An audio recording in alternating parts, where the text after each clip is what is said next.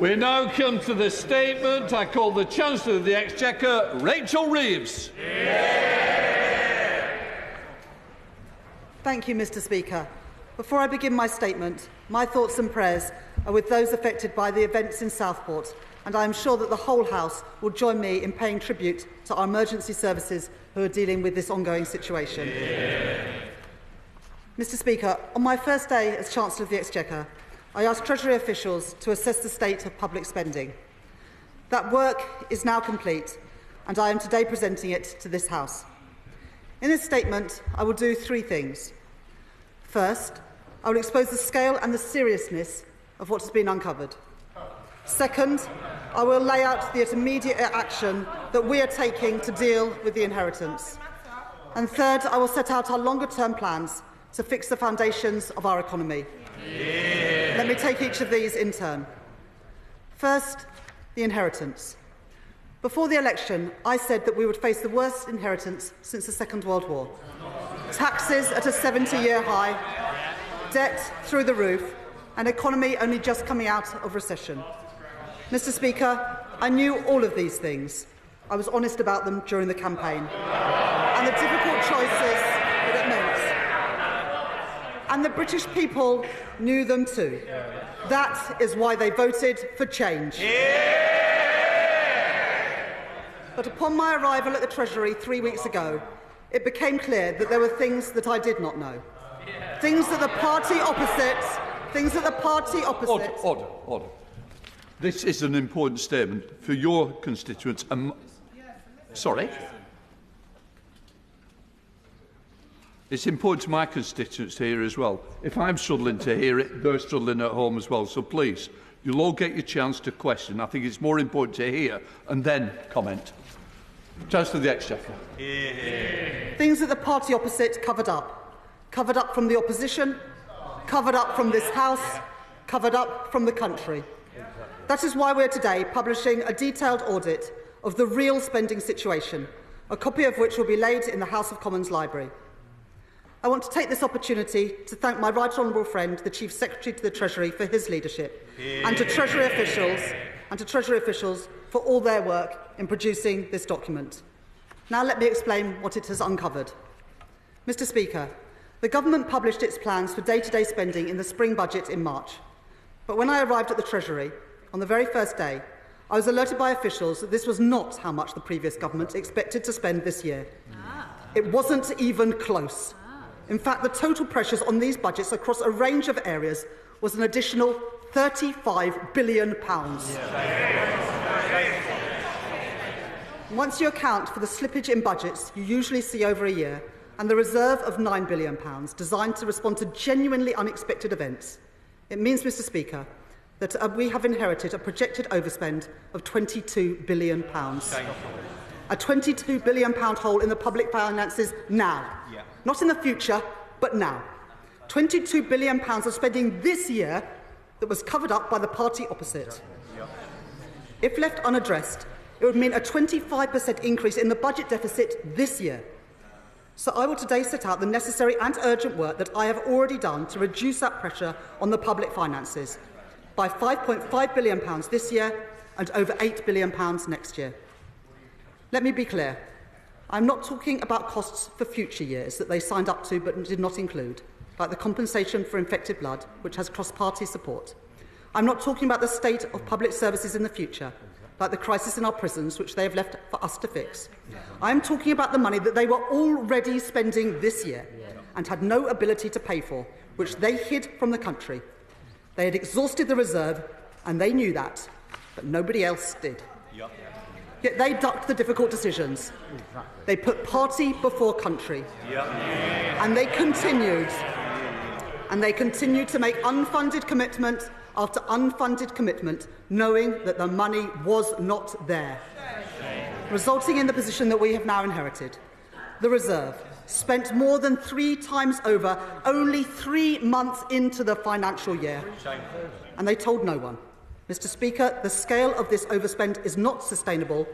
Not to act is simply not an option. We have already seen official ONS figures this month showing that borrowing is higher this year than the OBR expected. and the disaster of Liz Truss's mini-budget shows what happens if you don't take tough decisions to maintain economic stability. Some, including the Leader of the Opposition and the Shadow Chancellor, have claimed the books were open. How dare they? It is not true. And let me tell you why.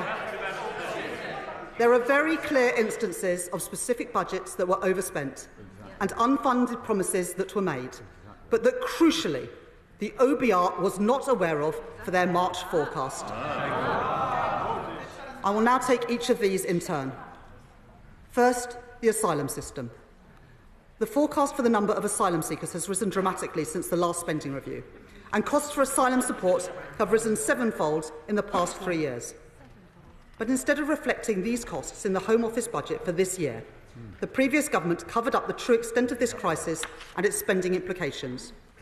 The document I am publishing today reveals a projected overspend on the asylum system, including their failed Rwanda plan, for this year alone, of more than £6.4 billion. That was unfunded and it was undisclosed. Next, in the wake of the pandemic, demand for rail services fell. But instead of developing a proper plan to adjust for this new reality, the government handed out cash to rail companies to make up for passenger shortfalls, but failed to budget for this adequately. Because of that, and because of industrial action, there is now an overspend of £1.6 billion in the transport budget. That was unfunded and it was undisclosed. Mr. Speaker, since 2022, the government, with the support of this whole House, has rightly provided military assistance to Ukraine in response to the Russian invasion. The spending audit has found that there was not enough money set aside for the reserve to fund all these costs. We will continue to honour these commitments in full. And unlike the previous government, we will make sure that they are always fully funded. On top of these new pressures, since 2021, inflation was above the Bank of England's target for 33 months in a row, hitting 11% at its peak. But the previous government had not held a spending review since 2021. That means they never fully reflected the impact of inflation in departmental budgets. This has had a direct impact on budgets for public sector pay. When the last spending review was conducted, it was assumed that pay awards would be 2% this year. Ordinarily, the government is expected to give evidence to the pay review bodies on affordability.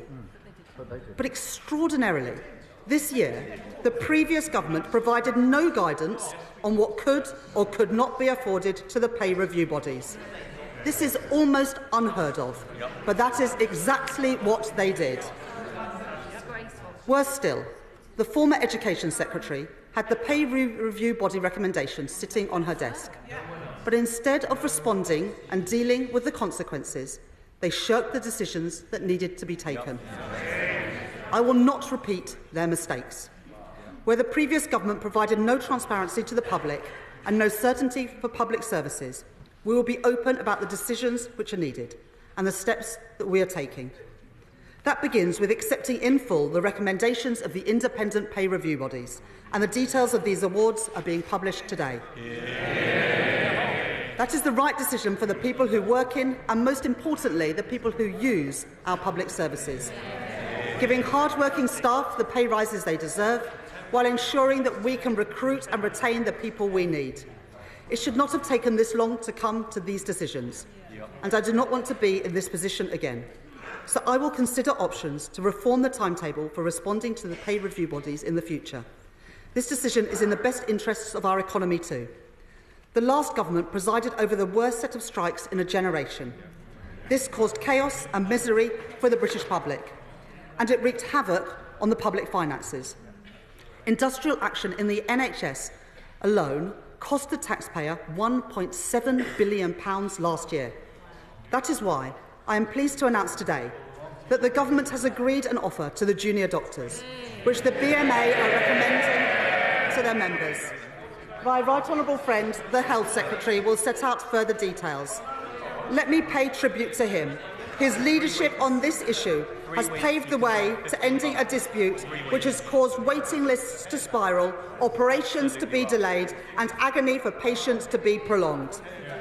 Today marks the start of a new relationship between the government and staff working in our National Health Service, and the whole country will welcome that.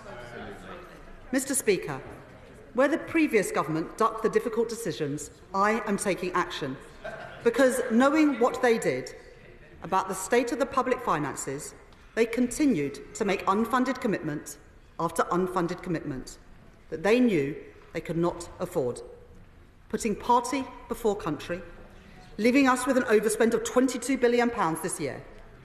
Where they presided over recklessness, I will bring responsibility. I will take immediate action. Let me set this out in detail. First, on pay. I have today set out our decision to meet the recommendation of the pay review bodies. Because the previous government failed to prepare for these recommendations in their departmental budgets, they come at an additional cost of £9 billion this year. So the first difficult choice I am making is to ask all departments to find savings to absorb as much of this as possible, totalling at least £3 billion. To support departments as they do this, I will work with them to find savings ahead of the autumn budget, including through measures to stop all non-essential spending on consultancy and government communications. And I am taking action to ask departments to find 2% savings in their back office costs. Mr. Speaker, I will now deal with a series of commitments made by the previous government which they did not fund, because if we cannot afford it, we cannot do it. First, at Conservative Party conference last year, the former Prime Minister announced the introduction of a new qualification, the Advanced British Standard. That is a commitment costing nearly £200 million next year, rising to billions across future years. Mr. Speaker, this was supposed to be the former Prime Minister's legacy, but it turns out he didn't put aside a single penny to pay for it. So we will not go ahead with that policy, because if we cannot afford it, we cannot do it. Next year, the Illegal Migration Act, passed by the previous government, made it impossible to process asylum applications or remove people who have no right to be here. Instead, they relied on a doomed policy to send asylum seekers to Rwanda on planes that never took off, leaving tens of thousands of people stuck in hotels on the public purse. We need a properly controlled and managed asylum system where rules are enforced so that those with no right to be here are swiftly removed. So we have scrapped their failed Rwanda scheme, which placed huge pressure on the Home Office budget. To bring down these costs as soon as possible, my right honourable friend, the Home Secretary, has already laid legislation to remove the retrospective element of the Illegal Migration Act, which will significantly reduce the use of hotel accommodation. These measures will save nearly £800 million this year and avoid costs spiralling even further next year. This was a bad use of taxpayers' money, and we will not do it. Mr. Speaker, the previous government claimed it was levelling up the country. It made promise after promise to the British people. But the spending audit has uncovered that some of those commitments weren't worth the paper that they were written on. At autumn statement last year, the former Chancellor announced £150 million for an investment opportunity fund. But not a single project has been supported from that fund. So, following discussions with my right honourable friend, the Deputy Prime Minister, I am cancelling it today, because if we cannot afford it, we cannot do it. The previous government also made a series of commitments on transport, promises that people expected to be delivered, promises that many members across this House campaigned on in good faith. But the party opposite has failed them. We have seen from the National Audit Office the chaos that the previous government presided over. Projects over budget and delayed again and again. The spending audit has revealed £1 billion of unfunded transport projects that have been committed to next year. So my right honourable friend, the Transport Secretary, will undertake a thorough review of these commitments.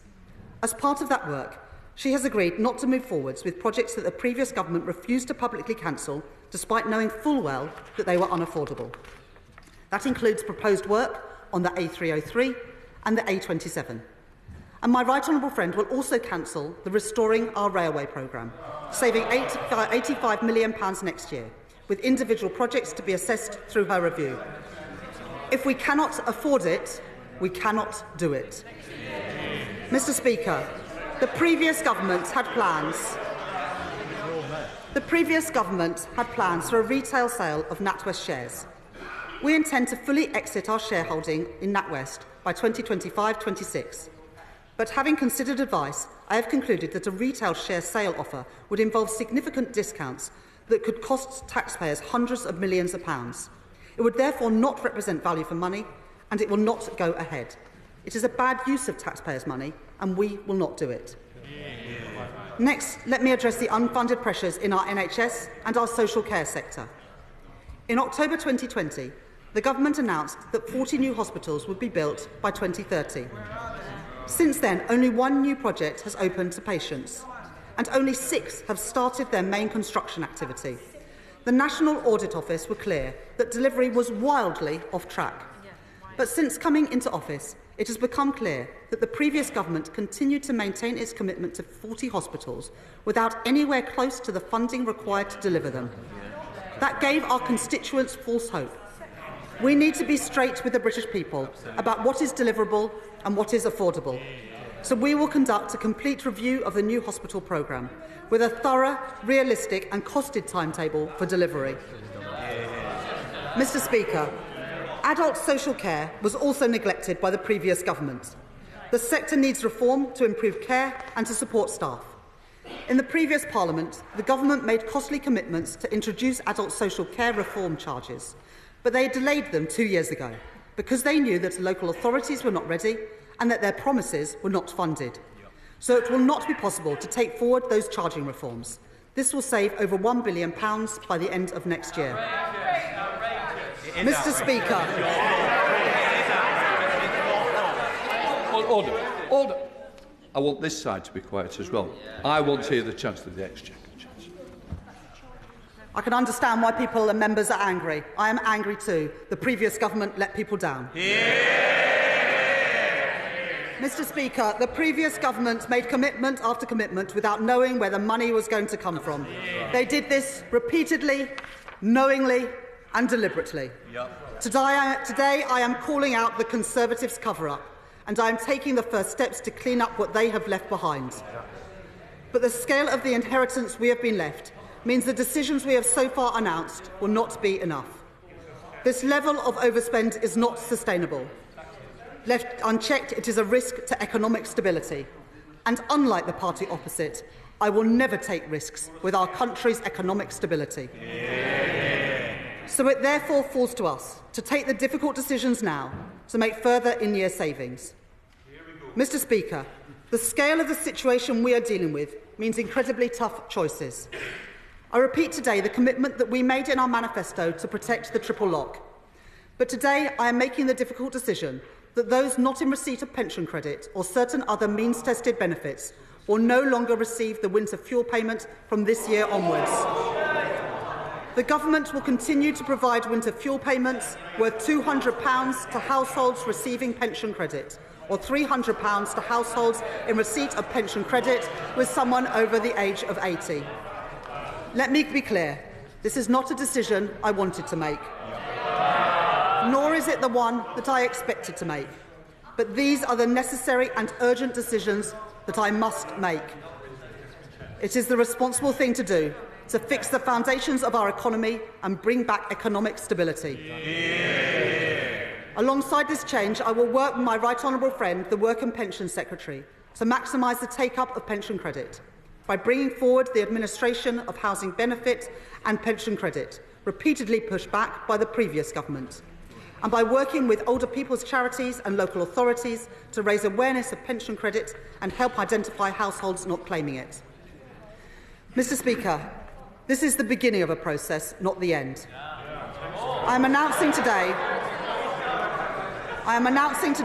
that I will hold a budget on October the 30th, alongside a full economic and fiscal forecast from the Office for Budget Responsibility. I have to tell the House that the budget will involve taking difficult decisions to meet our fiscal rules across spending, welfare and tax. Mr Speaker, they still don't get it today. Parties in Downing Street crushing the economy, gambling on the election, party before country every single time. Mr Speaker, it will be a budget to fix the foundations of our economy and it will be a budget built on the principles that this new government was elected on. First, we will treat taxpayers' money with respect by ensuring that every pound is well spent. And we will interrogate every line of public spending to ensure it represents value for money. Second, I can repeat from the dispatch box our manifesto commitment that we will not increase taxes on working people. That means we will not increase national insurance, the basic, higher or additional rates of income tax or VAT. And today, my honourable friend, the Exchequer Secretary, is publishing further detail on our manifesto commitments to close tax loopholes and clamp down on tax avoidance, to ensure we bring in that money as quickly as possible. My third principle is that we will meet our fiscal rules. We will move the current budget into balance, and we will get debt falling as a share of our economy by the end of the forecast. These are the principles that will guide me at the budget. But let me be honest, challenging trade-offs will still remain. So today I am launching a multi-year spending review. This review will set departmental budgets for at least 3 years, providing the long-term certainty that has been lacking for too long. As part of that process, final budgets for this year and budgets for next year, 2025-26, will be set alongside the budget on the 30th of October. I will look closely at our welfare system, because if you can work, you should work. That is a principle of this government. Yet under the previous government, welfare spending ballooned, while inactivity has risen sharply in recent years. So we will ensure that the welfare system is focused on supporting people into employment. And we will assess the unacceptable levels of fraud and error in our welfare system and take forward action to bring that down. Mr. Speaker, to fix the foundations of our economy, we must ensure that never again can a government keep from the public the true state of our public finances. The fiscal framework which I have inherited had several flaws. It allowed the government to run down the clock on departmental budgets, to avoid difficult decisions and push them back beyond the election. So I am announcing the most significant set of changes to our framework since the inception of the Office for Budget Responsibility. These changes will come into effect in the autumn. First, we have introduced legislation to ensure we can never again see a repeat of the mini-budget. Second, we will require the Treasury to share with the Office for Budget Responsibility its assessment of immediate public spending pressures and enshrine that rule in the Charter for Budget Responsibility, so that no government can ever again cover up the true state of our public finances. And finally, we will ensure that never again do public service budgets get set at only a few months' notice. Instead, spending reviews will take place every 2 years with a minimum planning horizon of 3 years to avoid uncertainty for departments and to bring stability to our public finances. I have already spoken to the Chair of the Office for Budget Responsibility to brief him on the findings of our audit and our reforms. Mr. Speaker, by launching the spending review, I am also today starting the firing gun on a new approach to public service reform to drive greater productivity in the public sector. We will embed an approach to government that is mission-led, that is reform-driven, with the greatest focus on prevention and integration of services at both a national and local level, and that is enabled by new technology, including through the work of my right honourable friend, the Secretary of State for Science, Innovation and Technology, on the opportunities of AI to improve our public services. We will establish a new Office of Value for Money, with an immediate focus on identifying areas where we can reduce, stop or improve the value of spending. And we will appoint a COVID Corruption Commissioner to bring back money that is owed to taxpayers after contracts worth billions of pounds were handed out to the previous government during the pandemic. Ahead of the spending review, I will also review the cost of our political system, including restricting eligibility for ministerial severance payments based on time in office. I expect all levels of government to be run effectively and efficiently, and I will work with leaders across our country to deliver just that.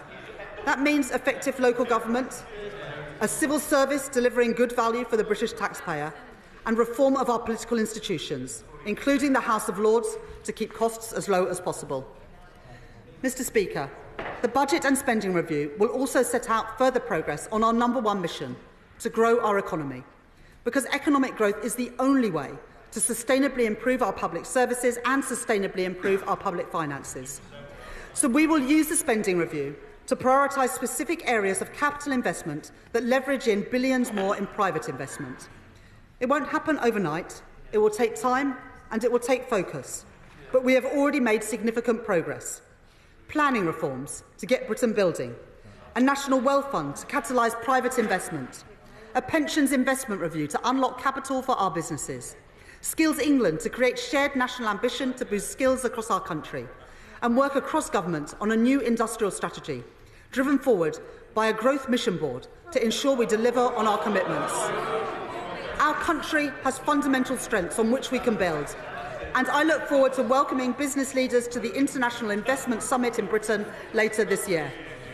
Because I know that if we can create the stable conditions which investors need to thrive, we will return confidence to our economy, so that entrepreneurs and businesses, big and small, know that this is the best place in the world to start and grow a business, because that is the bedrock on which economic growth must be built. Mr. Speaker, the inheritance from the previous government is unforgivable. After the chaos of Partygate, when they knew trust in politics was at an all-time low, they gave false hope to Britain. When people were already being hurt by their cost of living crisis, they promised solutions that they knew could never be paid for. Roads that would never be built, public transport that would never arrive, hospitals that would never treat a single patient. They spent like there was no tomorrow, because they knew that someone else would pick up the bill. And then in the election, and perhaps this is the most shocking part, they campaigned on a platform to do it all over again. More unfunded tax cuts, more spending pledges, but all the time knowing they had no ability to pay for them. No regard for the taxpayer, no respect for ordinary hard-working people. I will never do that. I will restore our country's economic stability. I will make the tough choices. I will fix the foundations of our economy so we can rebuild Britain and make every part of our country better off. I commend this statement to the House. I now call the Shadow Chancellor of the Exchequer, Jeremy Hunt. Thank you, Mr. Speaker, and I thank the Chancellor for advance sight of her statement, and I echo her thoughts for the people and emergency services of Southport. Today, she will fool absolutely no one with a shameless attempt to lay the grounds for tax rises she didn't have the courage to tell us about. Order. Now then, this is the Cabinet. I want it to act like a Cabinet, like a rabble that's trying to show the Shadow Chancellor. Jeremy Hunt. She says, Mr. Speaker, the information is new. But she herself told the Financial Times, you don't need to win an election to find out the state of public finances, as we've got the OBR now. Paul Johnson of the IFS says the state of public finances were apparent pre-election to anyone who cared to look, which is why he and other independent figures say her argument is not credible and won't wash. Those public finances were audited by the OBR just 10 weeks before the election was called. We're now expected to believe that in that short period, a £20 billion black hole has magically emerged. But every single day in that period, in fact since January, in line with constitutional convention, she has had privileged access to the Treasury Permanent Secretary. She could find out absolutely anything she needed. So will she confirm today to the House she did have meetings with the Permanent Secretary of the Treasury before the election? Will she tell the House if they discussed public finances? Will she tell the House if they discussed any of the pressures she's talking about today? And if so, why are we only hearing today what she wants to do about them? That's why today's exercise is not economic, it's political. She wants to blame the last Conservative government for tax rises and project cancellations she's been planning all along. The trouble is, even her own published numbers expose the fiction behind today's announcement. Just 4 days ago, she presented to the House the government's estimates of spending plans for the year. Those estimates are a legal requirement, and the official guidance manual is clear. Departments are responsible for ensuring that estimates are consistent with their best forecast of requirements. They're signed off by the most senior civil servants, the accounting officers in every department. Yet 4 days on, the Chancellor is saying those estimates are wrong. So who's right, politically neutral civil servants or a political Chancellor? If she's right, will she ask the Cabinet Secretary to investigate those civil servants? And will she apologise to the House for laying misleading estimates? Of course not, because she knows those civil servants are right, and today's black hole is spurious. Just like when she says she inherited the worst set of economic circumstances since the Second World War. When BBC Verify asked a professor at the London School of Economics about that claim, he responded, "I struggle to find a metric that would make that statement correct." Because, Mr. Speaker, the metrics speak for themselves. Inflation is 2% today, nearly half what it was in 2010, when we had to clear up the mess inherited from a Labour government.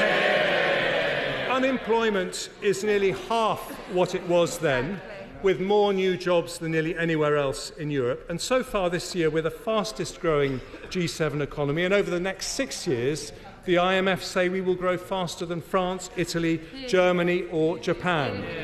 Indeed, just 2 days before the election was called, the managing director of the IMF praised the previous government's handling of the economy and said it was in a good place. This week, the Institute for Fiscal Studies said it was not a bad situation to take charge of and certainly not comparable to the 1940s or 1970s. Mr. Speaker, if you're in charge of the economy, it's time to stop trash-talking it. What's the point of going to New York or Brazil to bang the drum for more investment if you come home with a cock-and-bull story about how bad everything is? She should stop playing politics with Britain's reputation and get on with running the economy. So when it comes to public finances, will she confirm to the House that far from being broke and broken, as Downing Street briefed the media, the forecast deficit today is 4.4% compared to 10.3% when Labour left office in 2010. In other words, when Labour was last in office, we were borrowing double current levels. And will she confirm another difference between today and 2010? The Conservatives came to office then being honest about our plans and saying very straightforwardly we needed to cut the deficit, whereas she's just won an election telling us repeatedly taxes will not go up. How many seats were won on the back of commitments not to raise tax, while she's quietly planning to do the exact opposite? So turning to the details she's announced today, will she confirm that around half today's fictitious black hole comes from discretionary public sector pay awards? In other words, not something she has to do, but something where she has a choice. Will she confirm to the House that apart from the teachers' recommendation, none of the other pay review body recommendations were seen by the last government as they arrived after the election was called?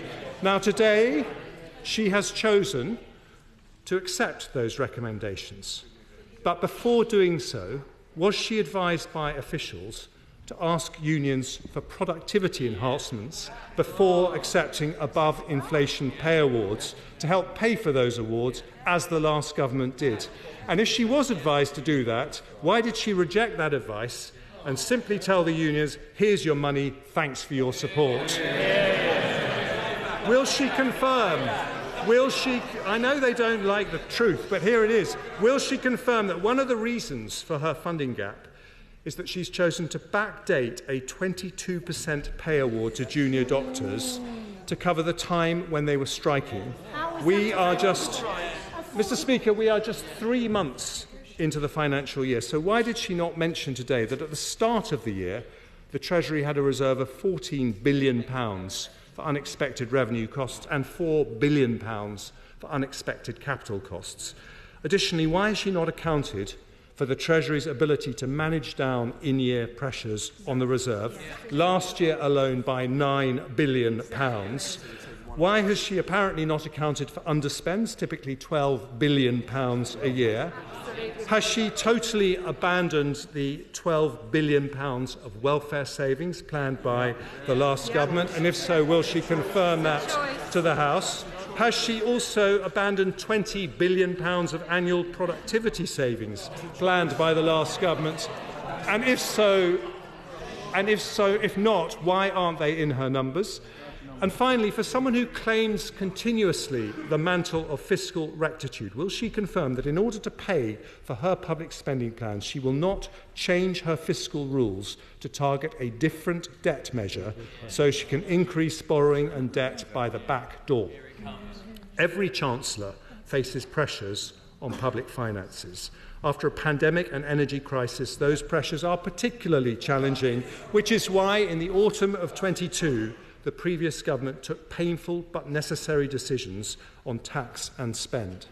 But we knew going forward that if we continued to take difficult decisions on pay, productivity and welfare reform, we could live within our means and start to bring taxes down. She, on the other hand, knew perfectly well a Labour government would duck those difficult decisions. She's caved into the unions on pay, left welfare reform out of the King's speech, soft-pedalled on our productivity programme, and that is a choice, not a necessity. And that choice means that taxes will have to go up, and she chose not to tell us before the election. Instead, in 24 days, just 24 days, she's announced £7.3 billion for GB Energy, £8.3 billion for the National Wealth Fund, and around £10 billion for public sector pay awards. That's £24 billion in 24 days.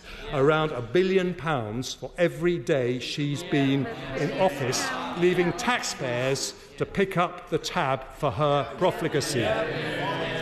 And doing it this way, she makes the first major misstep of her time as Chancellor, because that great office of state depends more than any on trust. Yet in her first big moment, she breaks that trust with an utterly bogus attempt to hoodwink the public about the choices she has. Over 50 times in the election, they told us they had no plans to raise taxes.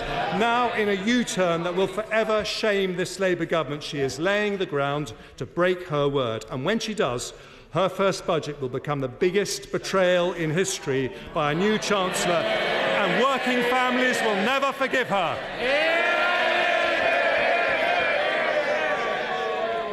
The Shadow Chancellor had an opportunity this afternoon to admit what he had done, the legacy that he had left. But instead, he takes no responsibility. The word the country was looking for today was sorry. The Shadow Chancellor could not find those words. No wonder the party opposite so definitively lost the trust of the British people at the election 3.5 weeks ago. And we say never again. Never again should a party who plays fast and loose with the public finance should be in charge of the public finance. Order. Can I just say to the whips, you hold responsible jobs, and I expect you to keep them that way. Just because you might not be the end of the bench doesn't mean you've got to chunt it all the way through and pass comment. I don't need it, and I won't put up with it. Chancellor. So first of all, specifically on the black hole, we couldn't have known these numbers because the party opposite didn't tell the OBR these numbers. That is why we are in the position we are in today, and that is the biggest scandal of them all. The Shadow Chancellor asks about the estimates. Well, the estimates that we laid yesterday, he should recognise them because he produced them. Yep. We had to lay those estimates to allow public spending to continue. Yep. But since those estimates were produced, information was given to us by Treasury officials about the true scale of the overspending by the party opposite. And the Shadow Chancellor mentions the IFS. Well, Paul Johnson from the IFS has just said that it appears that these overspends are genuinely unfunded. The words not of me, but the Independent Institute for Fiscal Studies, which the Shadow Chancellor referenced. The Shadow Chancellor mentioned what happened to the reserve. Well, the reserve has been spent, Shadow Chancellor. It was spent by you 3 times over. That is why we are in a position of a £22 billion in-year gap between spending that was happening and the funding to produce it. Now, if the Shadow Chancellor could do all the things that he spoke about today, why weren't they in the forecasts? If he was able, as he says, to make those in-year changes on welfare and on productivity, then they would have been in the forecasts. They were not. On the issue of the pay review bodies, the previous government set the remit for the pay review bodies, but they refused to give them any indication of affordability. That is almost unprecedented. The teachers reported before the election, and that recommendation sat on the former Education Secretary's desk. Today we are drawing a line on the industrial action. The £1.7 billion cost to the NHS alone last year, 1.4 million cancelled appointments. And we are incorporating a third of those pay increases into efficiencies into our public services, as the Shadow Chancellor suggested that we should. And when it comes to tax, I'm not going to take any lessons from the party opposite. The party opposite took the tax burden to the highest level in 70 years.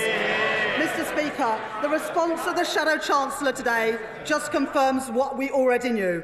This previous government was deluded, out of touch and grossly irresponsible. Today, we begin to fix the mess that they have created.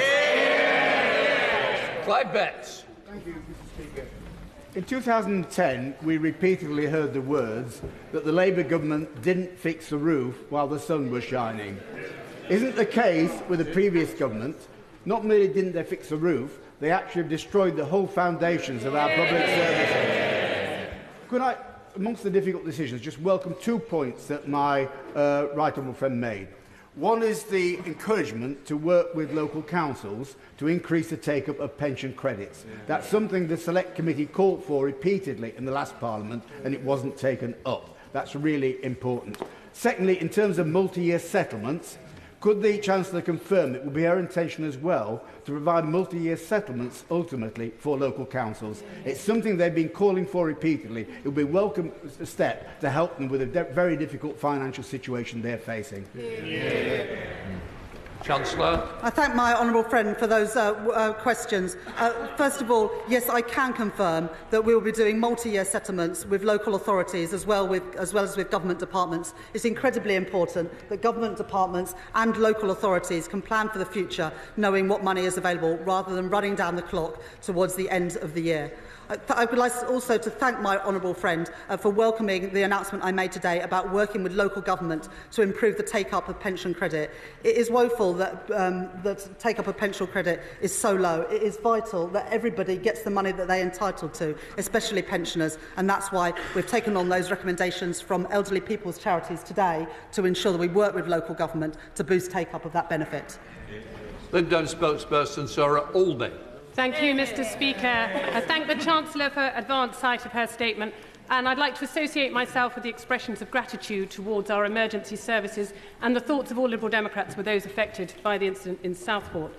Years of Conservative chaos and mismanagement have left our economy on life support and in desperate need of emergency care, and things cannot go on like this any longer.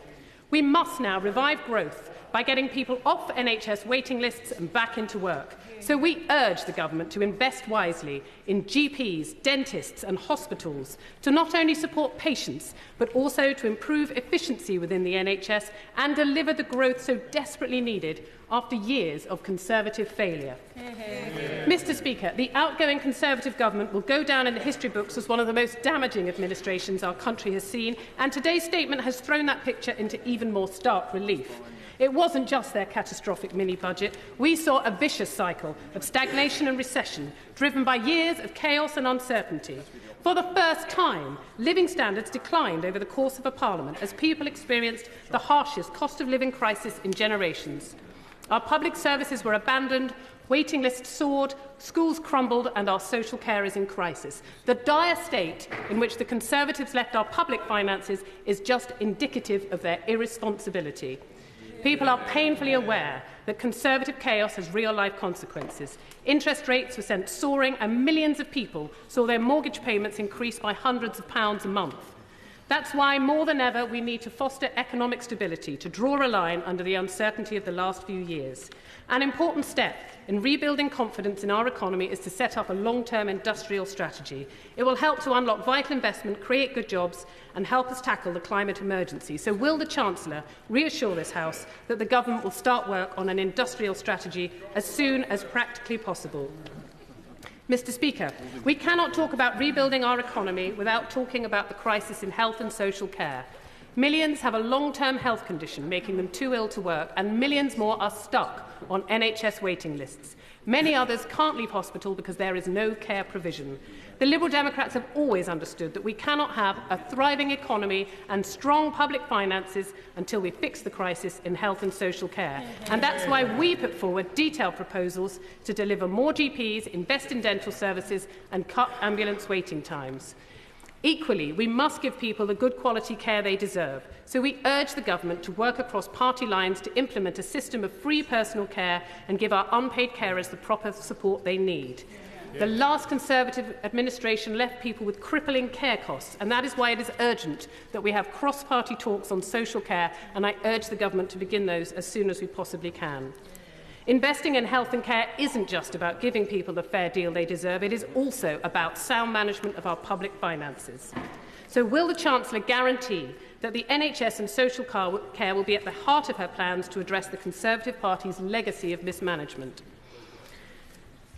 Part of that legacy is the previous government's promise to deliver 40 new hospitals. Postponed, redefined and never properly funded, this turned out to be yet another empty Conservative promise. But having listened to many colleagues on these benches over the last few years, there are clearly hospitals that are in dire need of investment. Crumbling roofs, buckets to catch the leaks. So will she meet with those members whose constituents will be affected by today's announcement to hear directly the situation in their particular hospitals? Lastly, Mr. Speaker, let me turn to the other side of the equation, securing the funding our public services so desperately need. Over the last Parliament, we saw the Conservative Party raise taxes on hard-working households again and again just to pay for its own mistakes. So will the Chancellor agree with me that it would be unfair to ask working people to pick up the tab a second time after they already suffered through years of painful tax rises? My party have set out detailed proposals to raise funding for our public services in a fair way. For example, by reversing the Conservatives' tax cuts for big banks, putting in place a proper windfall tax on oil and gas producers, and raising the digital services tax on social media giants. I urge the Chancellor to draw from these ideas, which could raise billions, by asking some of the largest companies in the world to pay their fair share. Mr. Speaker, there is no doubt that our economy, our public services and our public finances have been left in a precarious position. Now the hard work must be done to repair the damage and return stability, growth and prosperity to our country. That is what the Liberal Democrats will always champion, and we sincerely hope that the Government will look closely at our proposals to end the crisis in health and social care, grow our economy and give people a fair deal. Thank you. The Exchequer. I thank the Honourable Lady for her contribution, and particularly the theme about helping people into work and fixing our National Health Service. I also totally agree with the Honourable Lady about the immense damage that the Tory mini-budget did, particularly in pushing up mortgage costs for so many of our constituents. The Honourable Lady asks about industrial strategy. My right honourable friend, the Business and Trade Secretary, will be setting out more details of the modern industrial strategy so we can work in partnership with business to exploit the big opportunities we have as a country and as an economy for growth and prosperity in all parts of the UK. The Honourable Lady asks about health and social care. The Honourable Lady is absolutely right to highlight the huge challenge of waiting lists, 7.6 million when the Conservatives left office. I welcome the deal to get the junior doctors back to work, and I'm sure the whole country will, because it will mean that people can actually get operations and treatment when they need.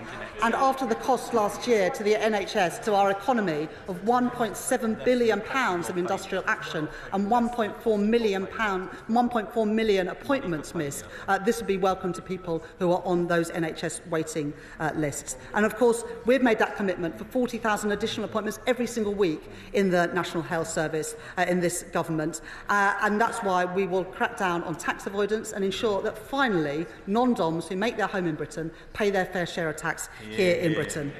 My right honourable friend, the Health Secretary, will meet with constituents who are affected by the 40 hospital betrayal from the previous government, because we recognise, as the Honourable Lady says, the importance of ensuring that all of our constituents have the health services that they deserve. And I couldn't agree more with the Honourable Lady that it shouldn't be working people who pick up the tab of the Conservative Party failure. That is why I restated our commitment today not to increase taxes on working people, no income tax, national insurance increases or VAT. That is the commitment we campaigned on in this election, and I stand by that commitment. Hillier. Thank you, Mr. Speaker. I congratulate my right honourable friend and the Labour government on such a strong start, but particularly on the emphasis on transparency and accountability for the hard-earned money of our tax-paying constituents. She highlighted that the Treasury will be asked to share with the Office for Budget Responsibility, Mr. Speaker, its assessment of immediate public spending pressures and wants to enshrine that rule in the Charter for Budget Responsibility.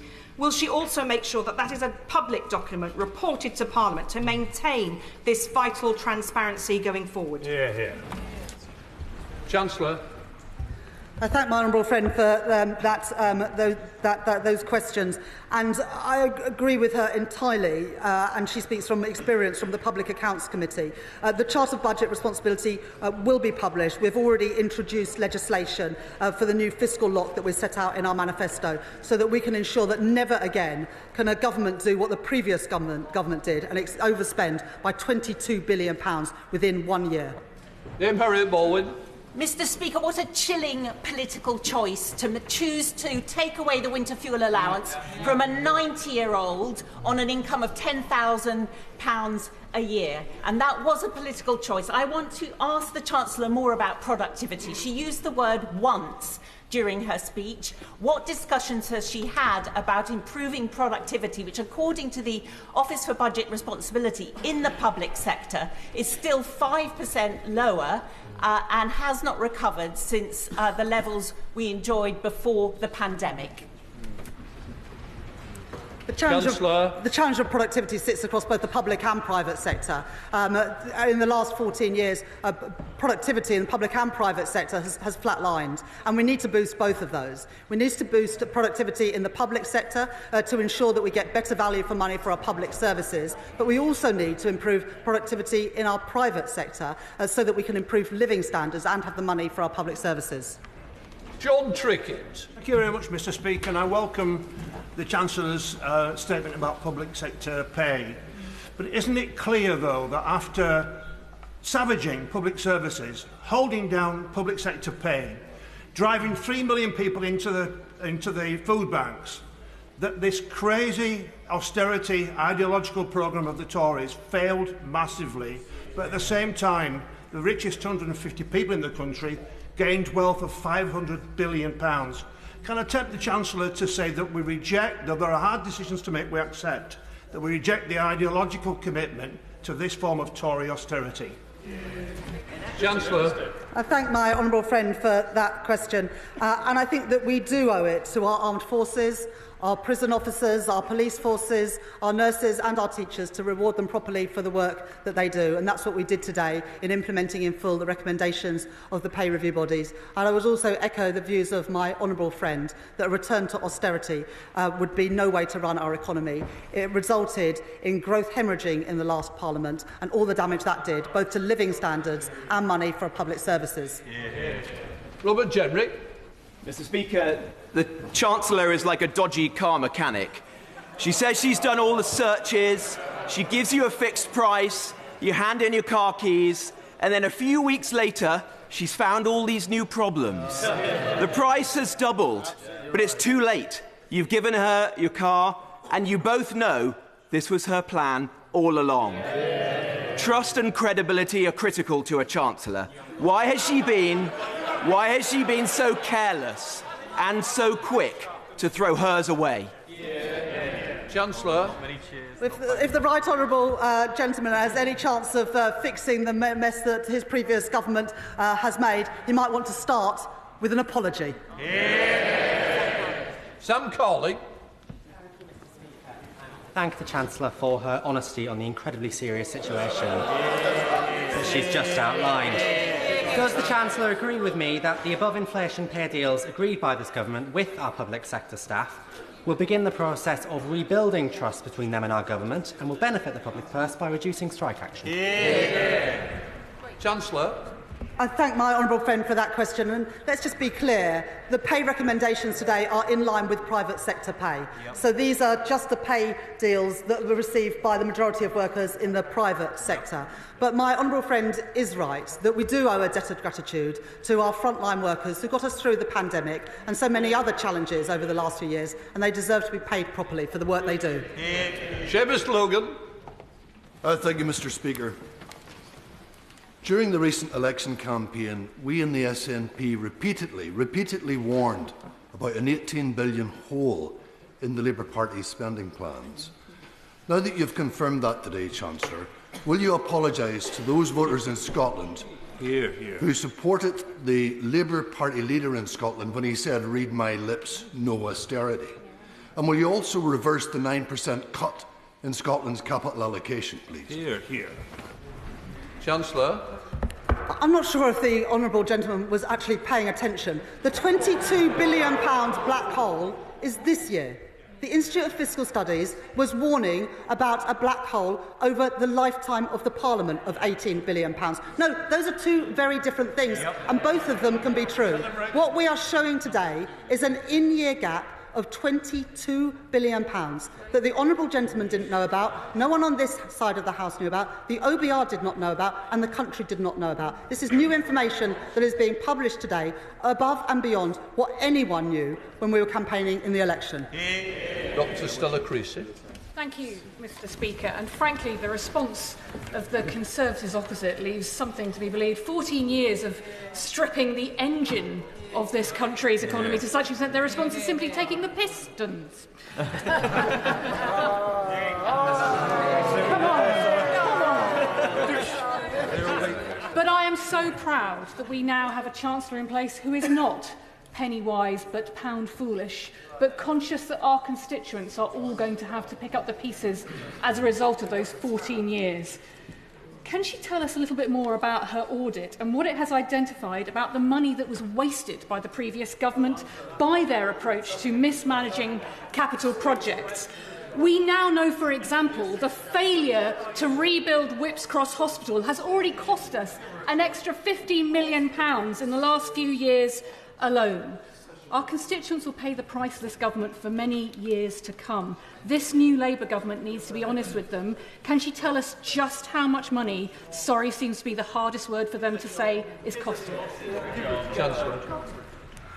Well, what this country are owed is a £22 billion apology by the party opposite. And my honourable friend is right to point out the overspends in this Parliament, including on the hospital programme. A £4 billion gap in the budget between what was announced and what was needed for those hospitals. £6.4 billion overspend in the asylum system, all unfunded and all undisclosed until I have done so today. Mark Francois. Thank you, sir. On defence, I welcome the affirmation of the funding for Ukraine, which I presume was already fully allocated in the Treasury Reserve in the usual way. On the mainstream defence budget, she's announced that all departmental spending will now be reviewed every 2 years. At the speed at which Whitehall works, that means the minute they finish one review, they'll be into the staff work for the next. So all public spending, particular capital spending, will effectively be under permanent review. This won't work. How can we commit to 10-year defence programmes like the vital new Tempest fighter if every 2 years all departmental budgets are up in the air?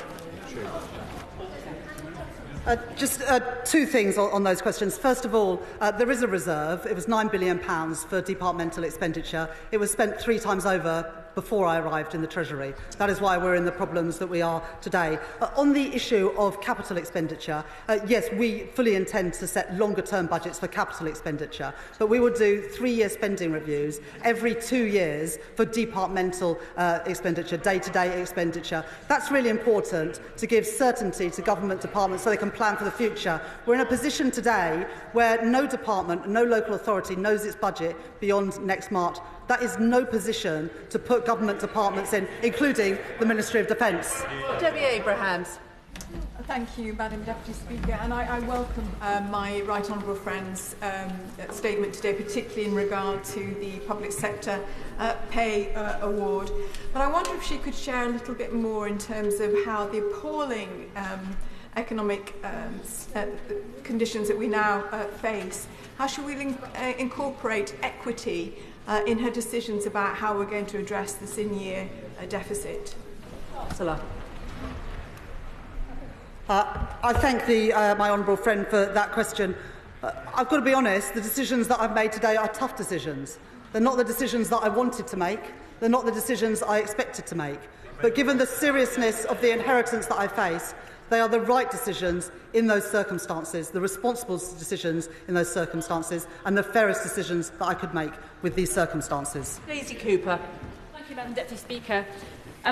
Under the Conservatives, the new hospital programme legacy is completely dire, but the Chancellor will know that there is also a cost to delay. We have life-expired buildings that will need to continue to be patched up before they are replaced. So could I urge the Chancellor, as I urged her colleague, the Secretary of State for Health and Social Care last week, to give the go-ahead to those projects that are ready to go but are currently living with life-expired buildings? And will she review the outdated rules to allow hospitals to spend some more of their own capital funds to help with repairs and rebuilds?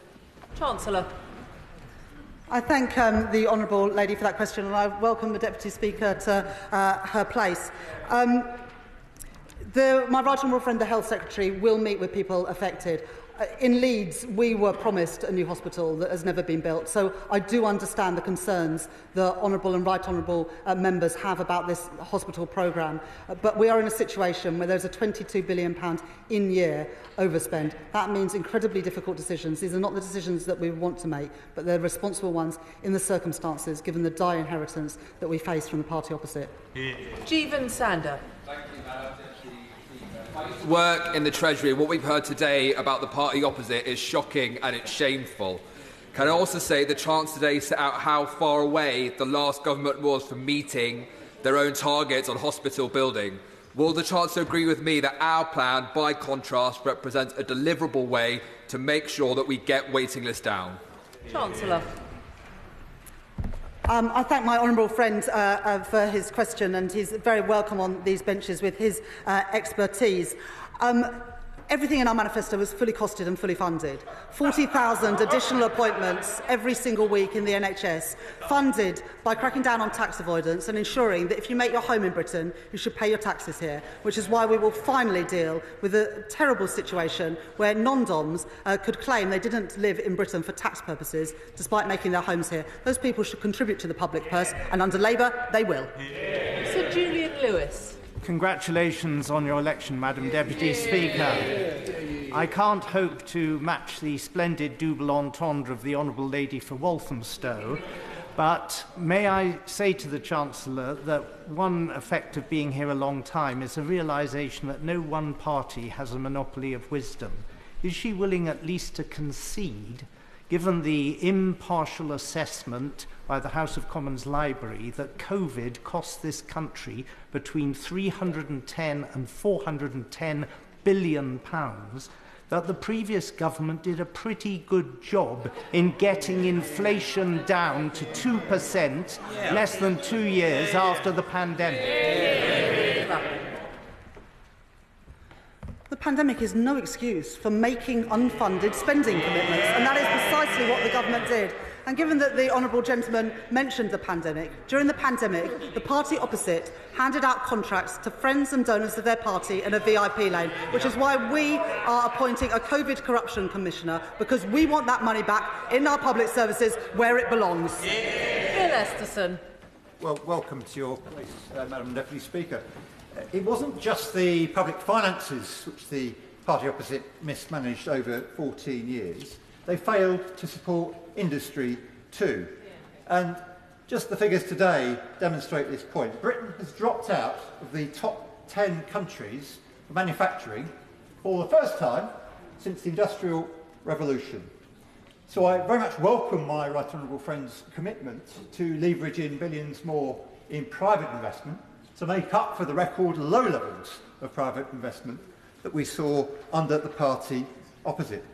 And does she agree with me that these latest manufacturing figures just show how critical it is that government works closely with business and the trade unions on a long-term industrial strategy? Well, I thank my honourable friend for that question. And I too saw those numbers today that showed that Britain was out of the top 10 of manufacturing countries, which is shameful given our history and being at the heart of the Industrial Revolution. I'd also like to pay tribute to my honourable friend for the work that he's done in ensuring that Labour went into this election as the most pro-business party at this election. The reforms that we've already announced in the first 3 weeks, planning reforms, the creation of a national wealth fund, reform of our pension system and a modern industrial strategy, are how we will go about making Britain the best place to start and grow a business and the best place to invest. And we look forward to holding our International Investment Summit in the UK later this year. Adrian Ramsey.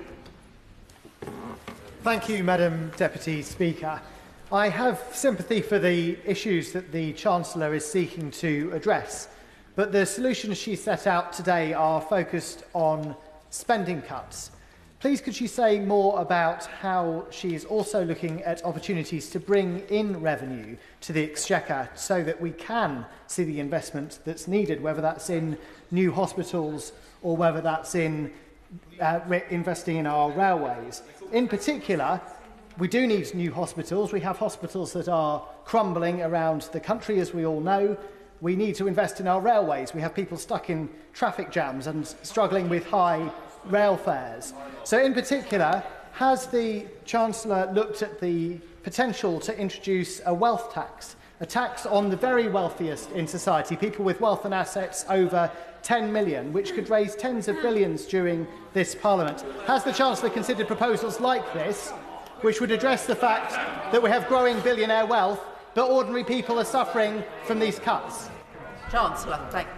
Thank the honourable gentleman for that question. I just set out the non-dom tax loophole closures, and my honourable friend, the Exchequer Secretary, has published a written ministerial statement today setting out the manifesto commitments we made around the energy profits levy, VAT on private schools, as well as the non-dom changes which we will be consulting on and introducing at the budget. But we will not be introducing a wealth tax. We want this to be a great place for investors to come, and a wealth tax would have the opposite effect. Claire Hazelgrove. Thank you, Madam Deputy Speaker. And may I thank my right honourable friend for her transparency and openness about the dire state of our inheritance from the Conservatives. Now, with the Tory leadership race now clearly in full swing, which is important, people across the Filton and Bradley Stoke constituency and across the country deserve to know. Why is it that none of the contenders came clean about this black hole when they were in government? Or were they kept in the dark by the Chancellor's predecessor as well? Well, it's far from me to give advice to Tory leadership contestants, but if I was taking part in this contest, I would want to distance myself as much as possible from the government in the previous Parliament that caused this terrible mess. Graham Stewart. Thank you, Madam Deputy Speaker. The Chancellor committed to long-term planning for capital expenditure. Last March, the then-Chancellor committed £20 billion to carbon capture, utilisation and storage, without which a net-zero future cannot be delivered. Can she set out to the House today, in light of her review, what commitment this government will make to investment, including that £20 billion, into carbon capture, utilisation and storage? Chancellor. Well, we've already created a national wealth fund which will leverage in billions of pounds private sector investment, including into carbon capture and storage, as well as green hydrogen and renewable ready ports. But we'll be setting out all of our spending in the spending review later this year. Dawn Butler. Thank you, Madam Deputy Speaker, and congratulations on your appointment. It also feels really good to be back on this side of the House. Chancellor, the annual accounts from the Department of Health and Social department showed that there was £9.9 billion spent on PPE has been written off. Does the Chancellor agree that we could claw back this money through the COVID Corruption Commissioner? And we could possibly use some of that money to eradicate child poverty? I thank my honourable friend for that question. It is a source of huge shame that the previous government wears for spending billions of pounds of taxpayers' money on contracts in a VIP lane and on PPE that was never used, and in some cases has literally gone up in smoke and been burnt.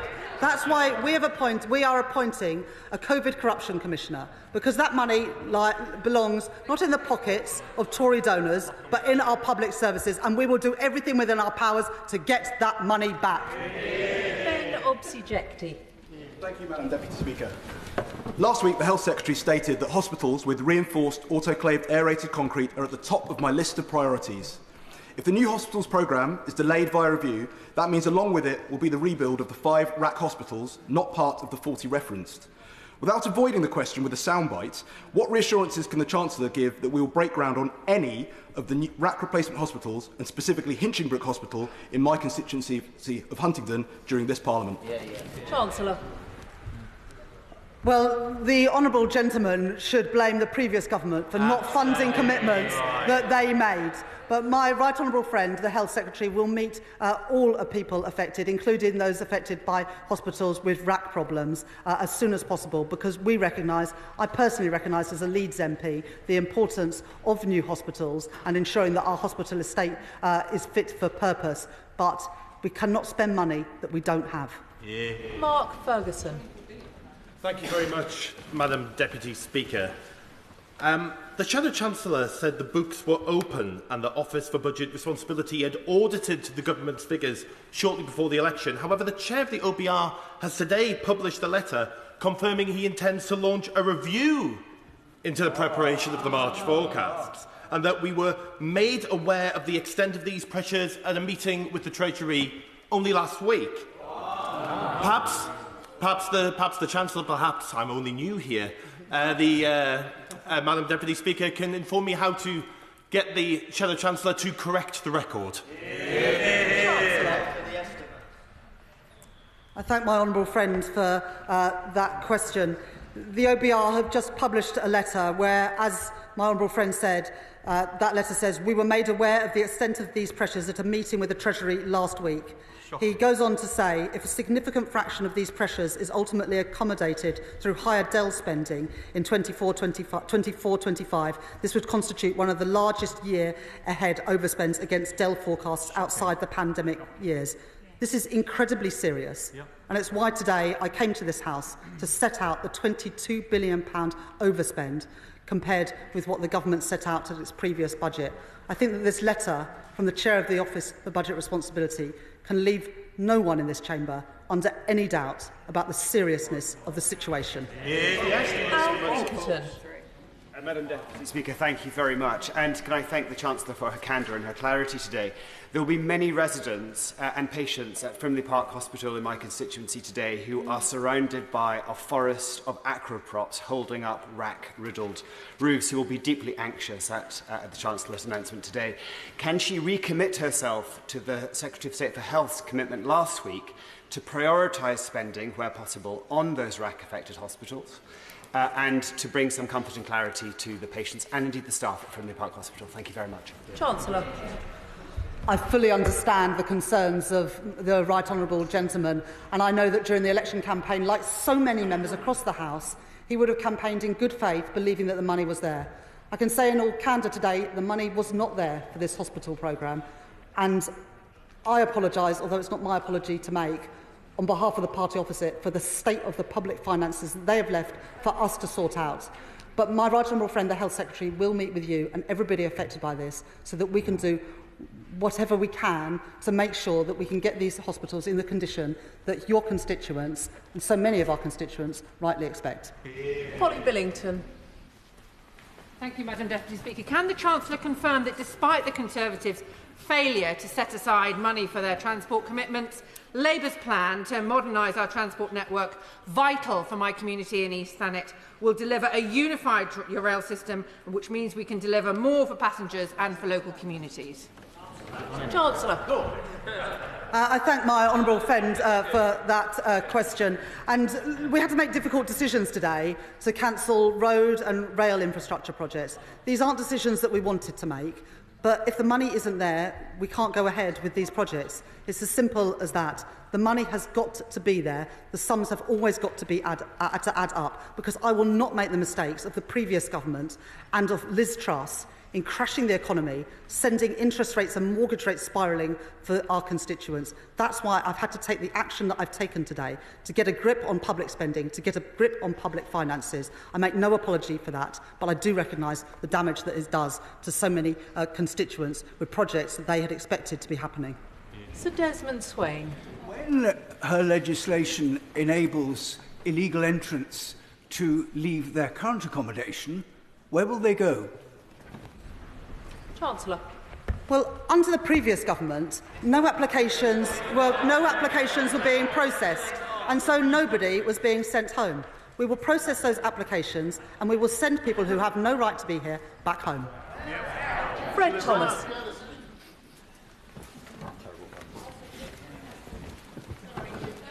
Apologies. Thank you, Madam Deputy Speaker. And can I thank my right honourable friend, the Chancellor, for her excellent statement, putting public finances and public services back on their feet. Does she agree, however, with me that after seeing how extensive this Tory cover-up has been, with unfunded commitments in multiple departments, it's not just her predecessor as Chancellor, but every member of the last cabinet that is complicit in this cover-up?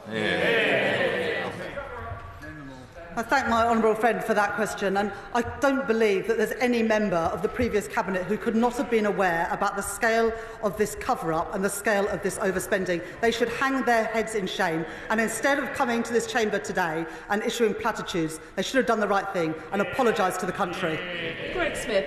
Thank you, Madam Deputy Speaker. The Chancellor this afternoon has made two key political decisions. One, to fund extraordinarily high public sector pay increases, and two, to clobber pensioners to pay for it. So can she explain to this House and every pensioner that will lose their winter fuel allowance in the process why it was she didn't challenge the Bank of England on the taxpayer bailouts they require to the tune of tens of billions of pounds to cover their losses from bond sales? Thank the honourable gentleman for that question.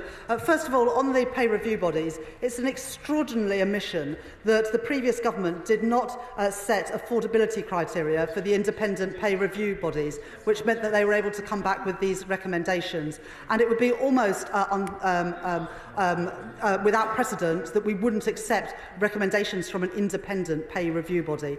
And if he wants to go to the doctors, the nurses, the teachers, the police officers, those in the armed forces in his constituency, and say that they don't deserve a pay increase in line with private sector wages, then that's up to him to say. But I do believe that those public sector workers deserve those pay increases. On pensions and the winter fuel payment, this is not the decision I wanted to make. It's not the decision I expected to make. But we had to make in-year savings, which is incredibly difficult to do. But without doing that, we would put in our public finances at risk. We are ensuring that everybody who's entitled to pension credit, the poorest pensioners, continue to get the winter fuel payment. And indeed, we will work with the Department for Work and Pensions, with local authorities and with charities to boost the take-up of pension credit. Rachel Maskell. Madam Deputy Speaker, and welcome to your place. Can I thank my right honourable friend for her forensic approach to looking at the nation's finances. As she digs deeper, she will see that York, the city I represent, is at the bottom of many of the matrix for the funding formulas. Will she, by the budget, look at the funding formulas so we can see the distribution of funding? The last government handed out for pet projects much of the money that she is trying to get control of now, but will she look at how that's distributed across the country too? I thank my honourable friend for that question. I know particularly around flood defences there are many great needs in the constituency of York that she represents. These decisions, though, will all be made at the time of the spending review. Josh Bavarindi. Thank you, Madam Deputy Speaker. Residents of Eastbourne will be outraged to learn that the Conservatives' promise of a brand new hospital for our town was not worth the paper it was written on. Eastbourne deserves better. Now, underinvestment has consequences, and at the moment, Eastbourne District General Hospital is closed for births due to this underinvestment, and it has been since December. It needs investment, so will the Chancellor confirm that her government will invest in midwives, doctors and nurses, as well as hospital buildings, to protect local services there and across the country? I thank the honourable gentleman for that question, and I can see on behalf of his constituents the frustration and anger that he feels that the previous government have let his constituents so badly down by not funding these hospitals that they promised. I can commit that my right honourable friend, the Health Secretary, will meet with everybody affected by this, but we have also got a workforce plan to invest in the future workforce in our National Health Service, as well as today announcing that we are accepting in full the recommendations of the independent pay review bodies to pay our doctors, nurses and others who work in our NHS properly. Torsten Bell. Madam Deputy Speaker, and congratulations on your new post. There can be reasonable political debates across this House about the total levels of public spending. There was lots of that in the last election, with us calling for higher levels of public investment, but there should be complete agreement across this House about the need for the Treasury to ensure public spending is well spent. And top is that is making sure that policies and commitments of every department match the budgets of those departments. And what you can hear from experts right around the country today is that they do not match those budgets. So can the Chancellor reassure this ex-Treasury official, this House and my constituents in Swansea that this will never happen under this Labour government? Yeah. I thank my honourable friend for that question and welcome him to his place in this House, and he speaks powerfully based on his previous experience. I will fix the mess that we have inherited, but it is a terrible mess, a £22 billion in-year gap between what was forecast to be spent and what was actually being spent by the previous government. We will get a grip on our public finances. That requires tough choices, but that is the role of Chancellor and that is the role of government. These are choices that the previous government ducked and diverted, but we will make the difficult decisions to get our public finances back on a firmer footing. Now we could do with some masterclasses in short questions and short answers. Nick Timothy. Thank you, Madam Deputy Speaker. The Chancellor quoted Paul Johnson earlier of the Institute for Fiscal Studies, but she actually omitted the end of his comments. He said half the spending hole, she claims, is public sector pay, over which the government made a choice. That's the truth, isn't it? She does a good shocked face, but she chose to do this, to create her own spending hole, didn't she? Well done.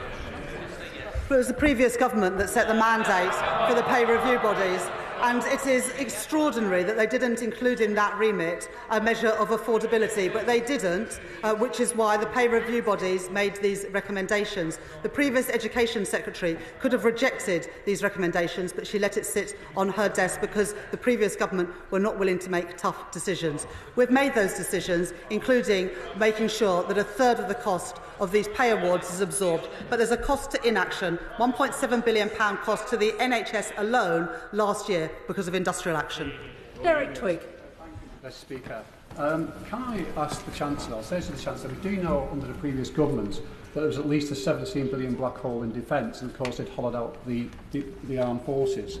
But can I ask her, what is a surprise today is that we find out that there was not enough money set aside in reserve to fund all the military assistance needed for Ukraine. Could you say a bit more about that? I think the problem that the previous government got into is that every time they wanted to make a commitment, they said it would be paid for from the reserve. The problem is that by the time I came into the Treasury on the 5th of July, that reserve had been spent 3 times over. because they put so many commitments into that reserve that they couldn't afford them. That is the situation that we inherited. That's where the £22 billion black hole comes from, and that's why I'm having to make difficult decisions today to get a grip on the public finances. Paul Holmes. Madam Deputy Speaker, the Chancellor spent the election campaign saying she was going for growth through investing in infrastructure, but instead she's cutting it and now funding inflation-busting pay deals and scrapping pension benefits for the worst off. Does she agree that in the battle for the two faces of the Labour Party, the face of tax rises, borrowing and boom and bust won, and the British people, ultimately hard-working people, will lose under her leadership? There's nothing pro-growth about making unfunded spending commitments. There's nothing pro-growth about a lack of respect for taxpayers' money. On the issue of pension credit and the winter fuel payment, we will continue to provide winter fuel payment for the poorest pensioners, those in receipt of pension credit. Gregor Poynton. And I'd like to thank the Chancellor for her statement today and being straight with the public about the state of our finances. I know my constituents in the Livingston constituency want a government that tells it to them straight. Will she agree with me that ducking tough decisions and hiding bad news, as the party opposite has done, is just a way to make a bad situation even worse? The previous government and the previous Chancellor should hang their heads in shame of the inheritance that they have left for this government to fix. But I will fix this mess. I will put our public finances and our public spending on a firmer footing. That is the responsible thing to do, and that is what I will do. Pete Wishart. Welcome to the Chair, Madam Deputy Speaker. Everybody in their granny knew that there would be a multi-billion-pound black hole. Only the Chancellor seemed to be deaf and blind to the situation, but we knew she was going to be here explaining the sheer scale of it. When we raised this during the election campaign, we were told we were being misleading, that this was all mince. Well, we know now. And isn't it the case that cutting winter fuel payments to all pensioners seems and feels like Tory austerity? And what discussions has she had? What discussions has she had with the Scottish Government? Because she will know, obviously, that this is a devolved responsibility. Hear, hear. My right honourable friend, the Chief Secretary, briefed the Scottish Government today on these decisions. These are decisions that are necessary, and it's not in the interests of the Scottish people to have unfunded commitments and put our public finances and our reputation for economic stability at risk. These are not easy decisions, these are difficult decisions, but the fault of these decisions lies with the previous government. And to claim that this is austerity today, when we have just given a pay rise to more than 2 million public sector workers, it doesn't know what he's talking about. Katie White. Thank you, Madam Deputy Speaker, and thank you to my honourable friend for her clarity and candour. After 14 years of sluggish growth, low living standards and then a cost of living crisis, how callous is it that the Tories went into the election asking for another 5 years of power with a manifesto of false hope, undeliverable promises, with no mentions of the numerous black holes she's now uncovered? What will the Chancellor do to instead offer my constituents of Leeds North West some real hope? I thank my honourable friend for that question, and very pleased to have her as a constituency neighbour in Leeds. The honourable friend is absolutely right. The government went into the election, the previous government went into the election knowing that there was a £22 billion black hole. And what did they do during that election? They made more unfunded spending commitments. They made more unfunded promises about tax that they knew they could not keep. That is deeply irresponsible. And after all the damage they've done, they should have come to this chamber today and apologised. Stuart Anderson. Thank you, Madam Deputy Speaker. Would the Chancellor confirm that all of the information presented today was not known to her before last Thursday when the estimates were laid? Thank you.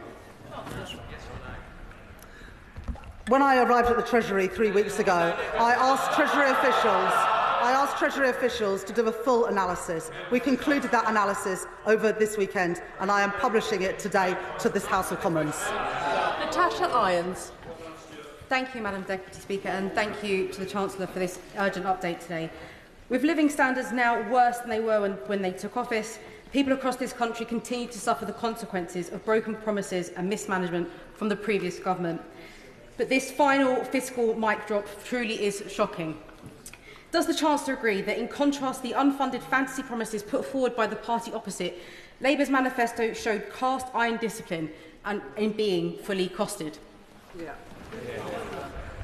I thank my honourable friend for that question. Everything in Labour's manifesto was fully costed and fully funded. We now know that on top of the £22 billion black hole that the previous government left, they made unfunded commitments during the election. That was deeply irresponsible, and the country were right to reject them.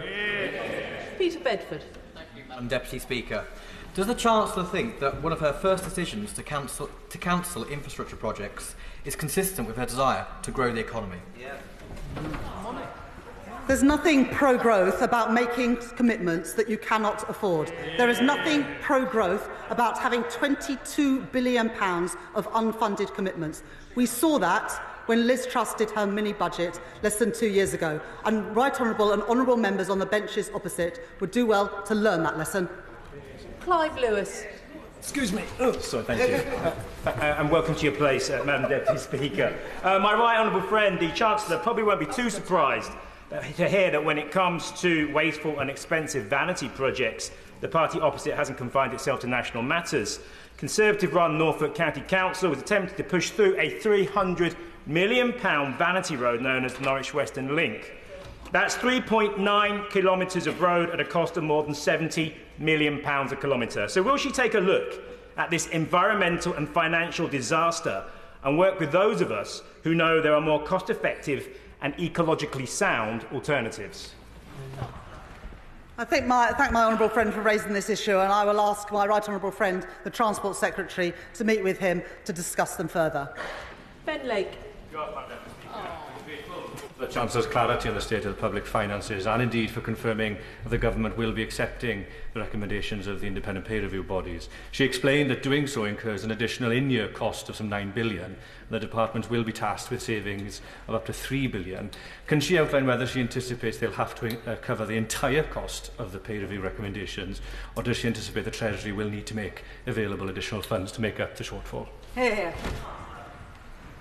I thank the honourable gentleman for that question. We have asked departments to absorb £3.2 billion worth of the pressures. That will be different based on different departments. We know that in health and education, for example, it will be harder to absorb those pay pressures given the huge challenges that health and education face. So it will be different by different departments, and we will be setting that out in the written ministerial statements from the relevant Secretaries of State. Dr Zubair Ahmed.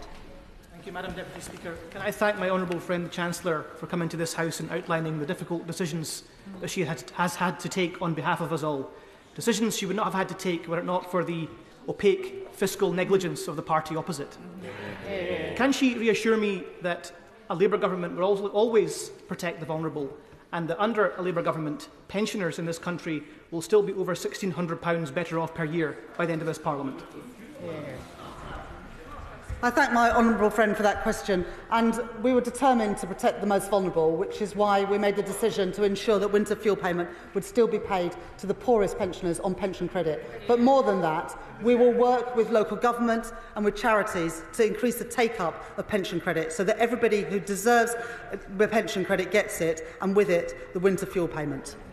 Alicia Cairns. Thank you, Madam Deputy Speaker. We all remember Gordon Brown's raid on pensions, and it has taken just 3 weeks for Labour to revert to type, and it is pensioners who are suffering most. Martin Lewis has already criticised the decision online.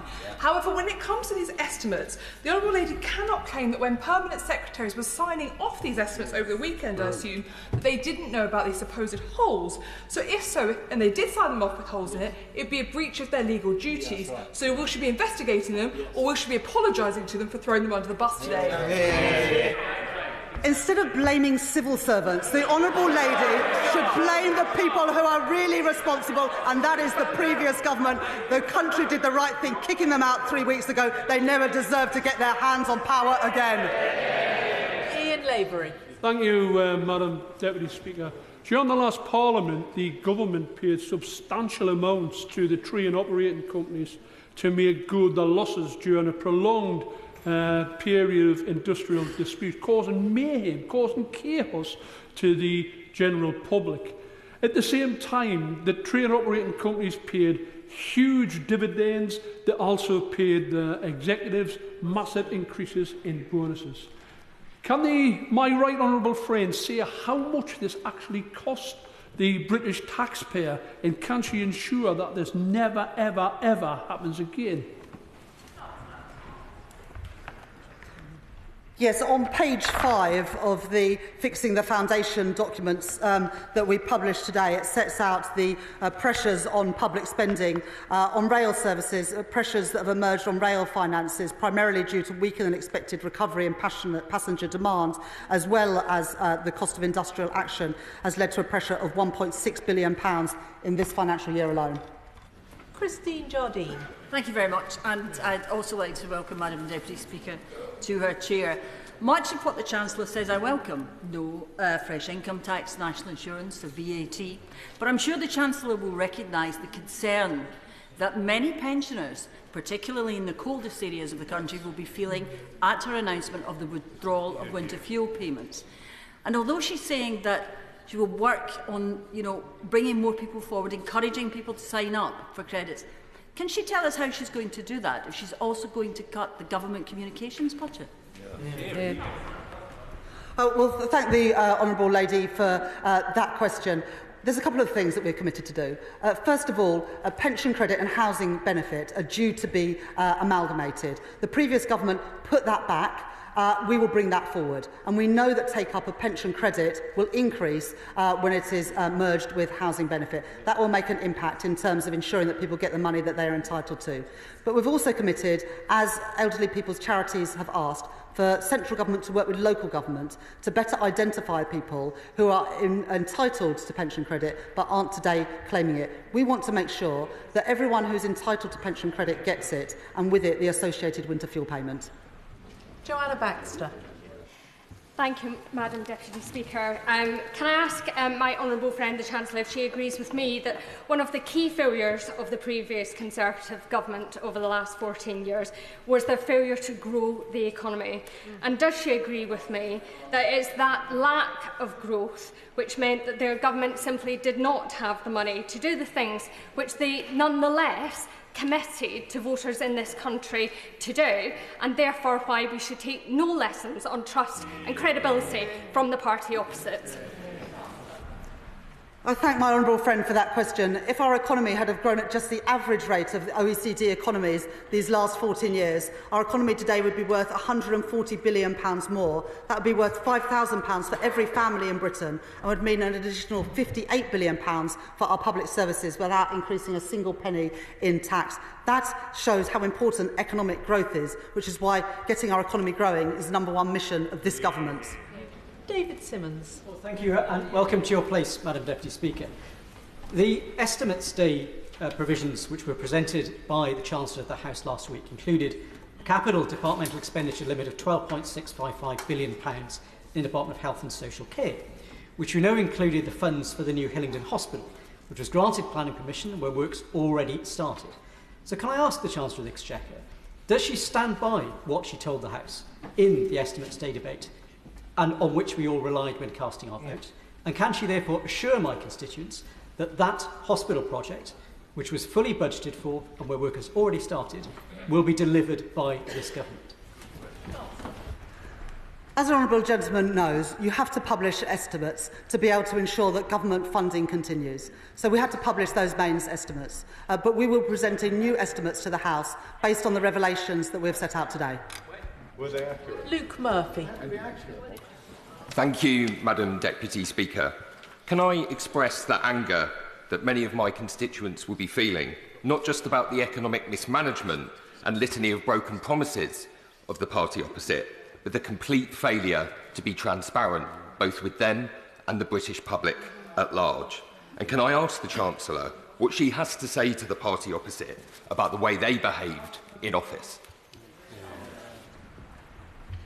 I thank the honourable gentleman for that question, and we've been now in the chamber for 1 hour and 40 minutes, and we have not had a single apology from any member on the benches opposite. They should have come to the chamber today and apologised. They have not done that. The country kicked them out of office 3.5 weeks ago, and we can tell why. Lucy Rigby. Thank you, Madam Deputy Speaker.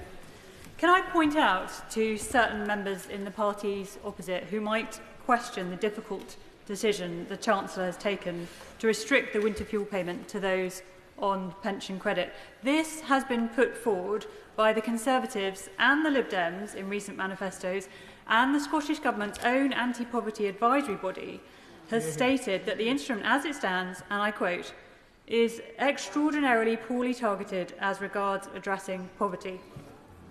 So does the Chancellor agree that whilst difficult, this decision is a sensible step towards fixing the huge Tory black hole in our public finances? I thank my honourable friend for that question. None of the decisions that we've made today were easy. None of them were decisions that I wanted to have to make. But leaving unaddressed a £22 billion in-year hole in our public finances was not an option. We saw what happened when a previous Prime Minister and Chancellor played fast and loose with the public finances. I will not do that, which is why today I've been honest with this House about the scale of the inheritance we now have to deal with and the necessary decisions, including on winter fuel payment, that I've had to take today. Alberto Costa. Thank you, Madam Deputy Speaker. Richard Mitchell, the Chief Executive of Leicester Hospitals, has emailed me only a few days ago asking for a meeting about the new hospitals programme. Now, putting aside the politics to this, would she help arrange a meeting with Labour and Conservative MPs of Leicester and Leicestershire to discuss this matter alongside the Chief Executive of Leicestershire Hospitals?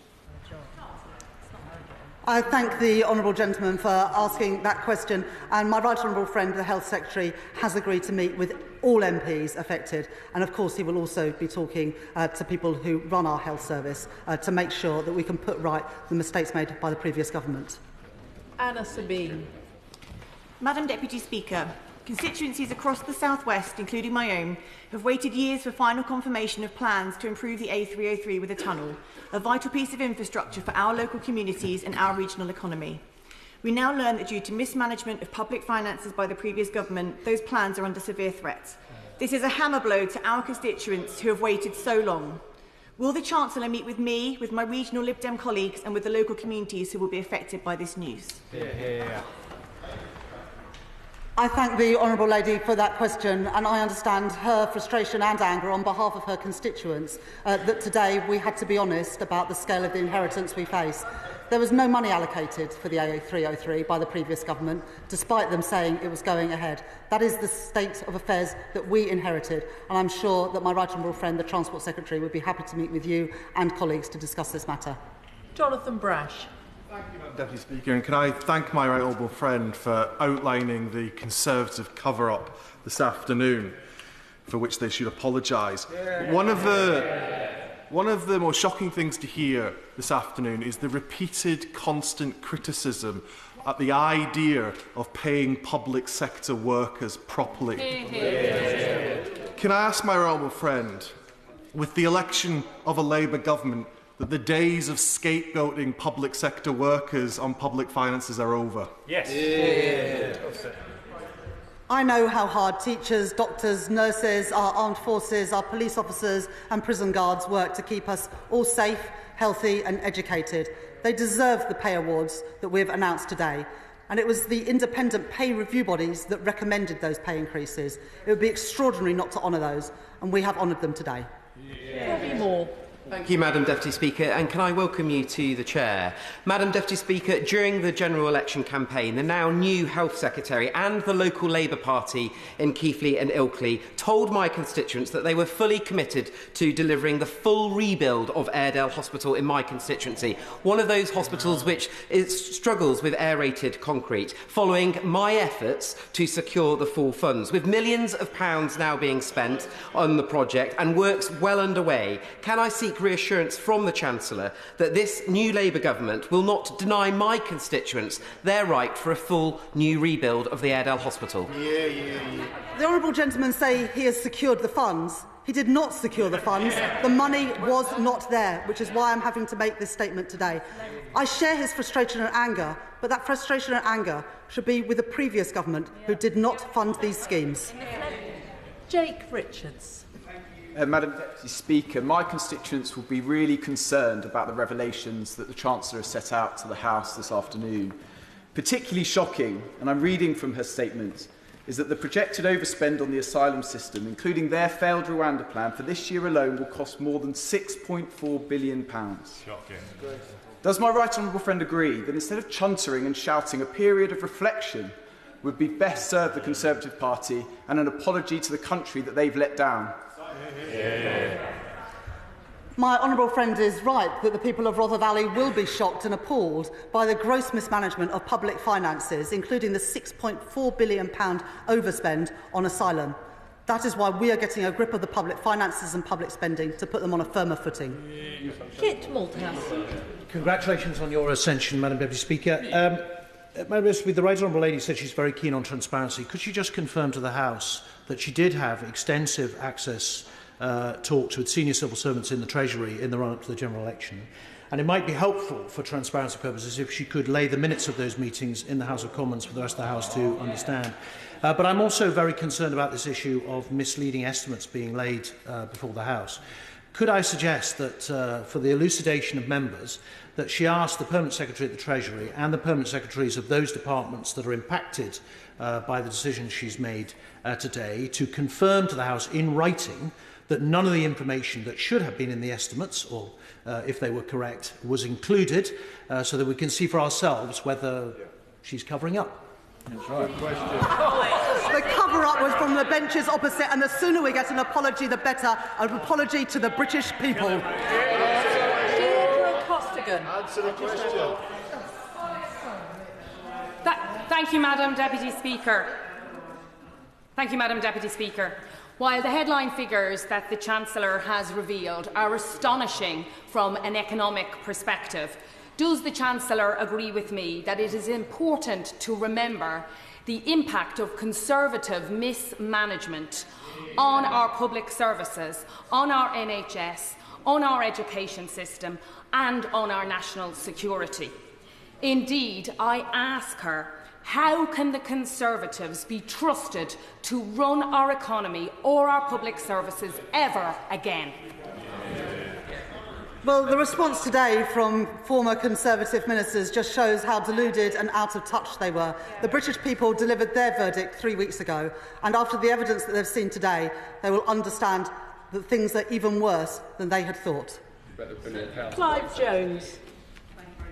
Madam Deputy Speaker, and welcome to your place. Can I wish the Chancellor well in reversing years of economic mismanagement by the previous government? I really do welcome the commitment to speak to MPs who are affected by this failure to provide 40 new hospitals. These were promised 4.5 years ago. Patients, and just as importantly, staff at these hospitals will have been waiting for a long, long time. Will the Chancellor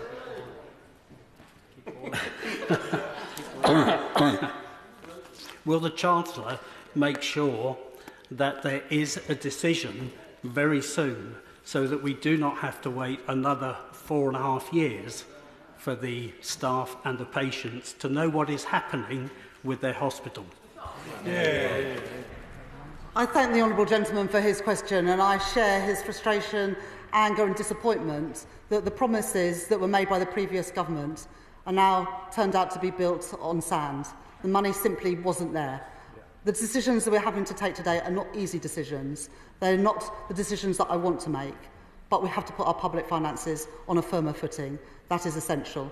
My right honourable friend, the Health Secretary, will meet with the honourable member and others affected by this as soon as possible to talk through what the next steps will be to make sure that all of our constituents have the public services, including the hospitals, that we rightly deserve. Oliver Ryan. Thank you, Madam Deputy Speaker. The brass neck of the benches opposite is astonishing. It's astonishing after what we've heard from the Chancellor today. The residents that I have in Burnley, Padiham and Briarfield will be so disappointed to hear of what she's uncovered in the Treasury. This mismanagement that we've heard over the last 14 years, it was to be expected anyway. Does she agree with me that the now Shadow Chancellor should apologise, and if he won't do that, he should resign? I do find it staggering that it's now almost 2 hours in this chamber and not a single member on the benches opposite have apologised for the state that they have left our public finances and our public services in. It's fallen on this new government to address these challenges. We will rise to that challenge, but it never should have been left in this state.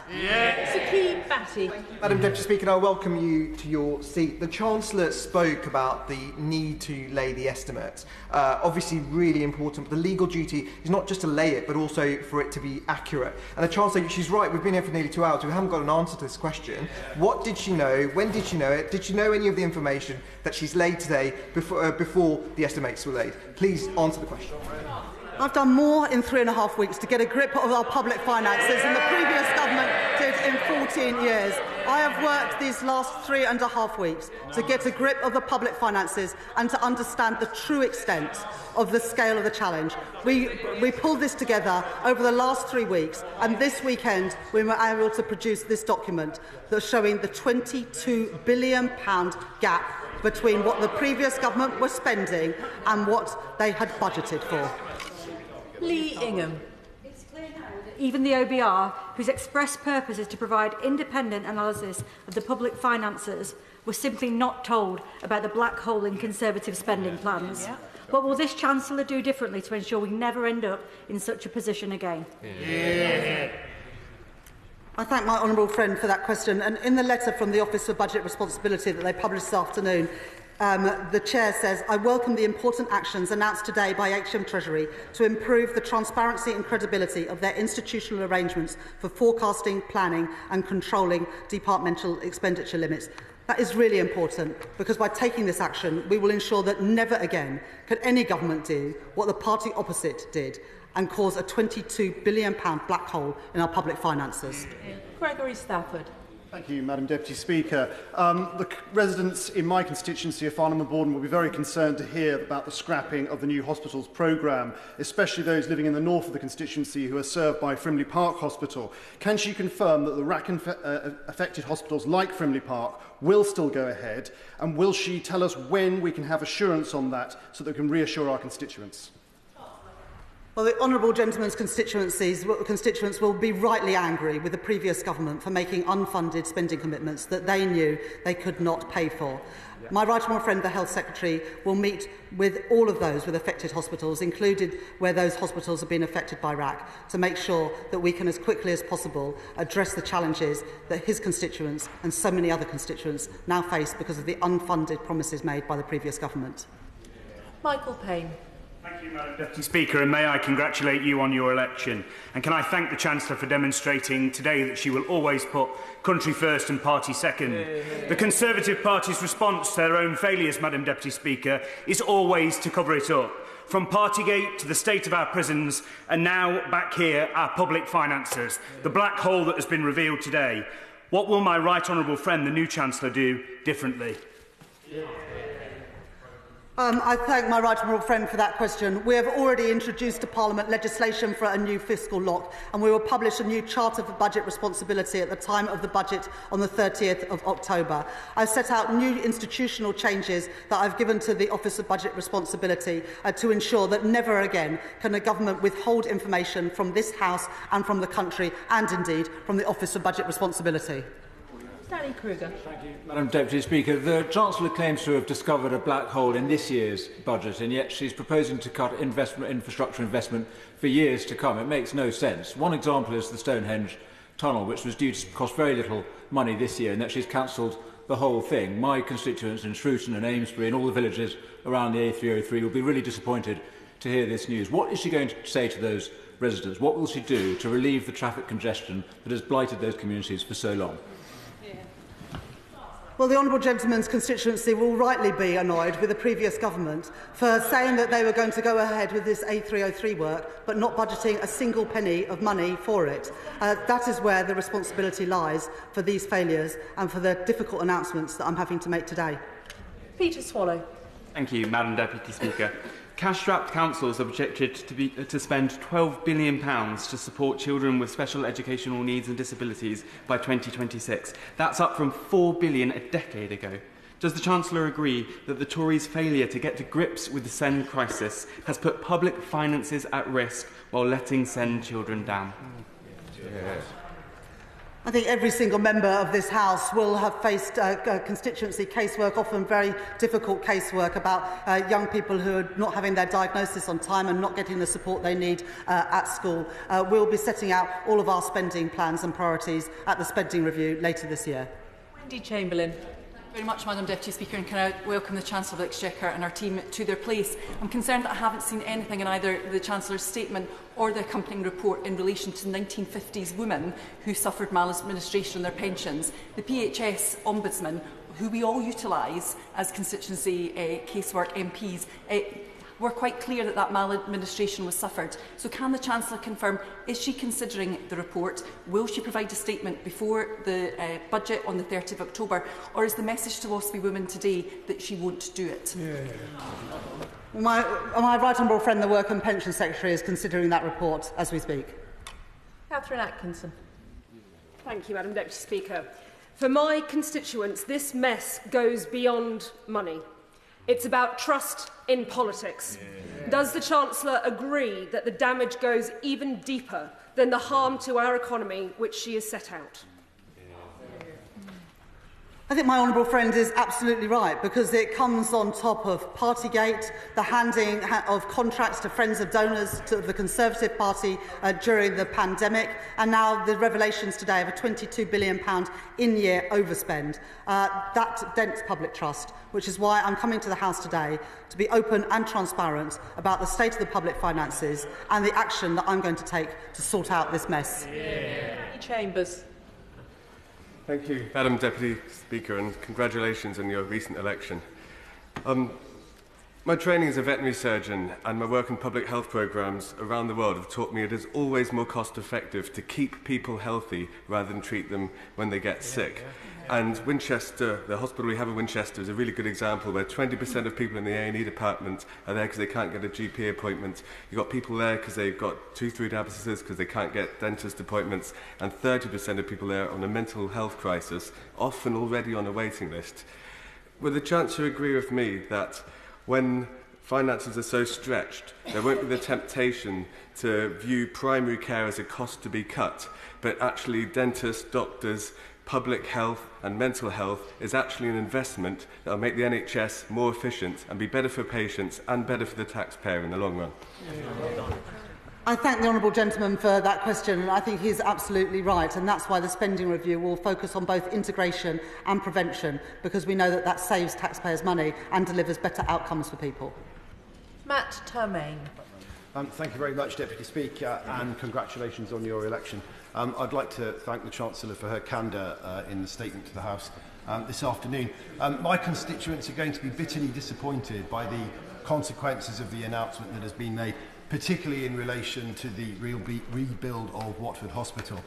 Promised under the last Labour government, scrapped by the Conservative Liberal Democrat coalition, and then promised again and again in the run-up to this general election, where the party opposite said that the money was definitely there. Can the Chancellor tell me where was the money?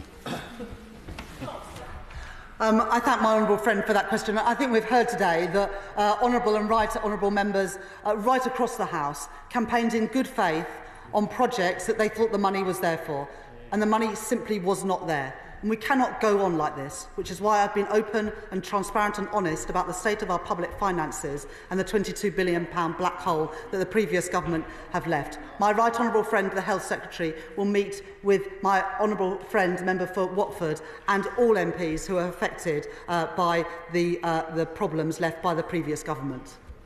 Johnson. Thank you, Madam Deputy Speaker, and congratulations on your new role. This Labour government has chosen to take the winter fuel payment away from the pensioners. The Honourable Lady does say that she will keep it for those on pension credit, but the threshold for that is very low, and that means that someone with an income of just £220 per week may find themselves receiving nothing. It is long established that being cold increases ill health among vulnerable people. So what estimate has she made of what her changes will cost the NHS? Good question.